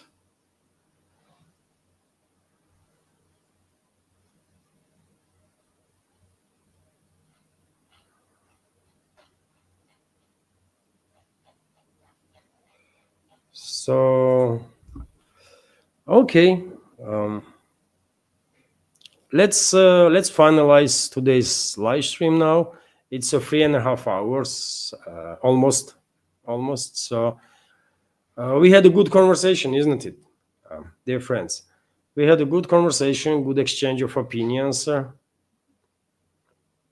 Chat was quite active, which is great. There are new members joining, by the way, which is great, and they are impressed by friendliness of our community. You know, some cool stuff. So okay, um,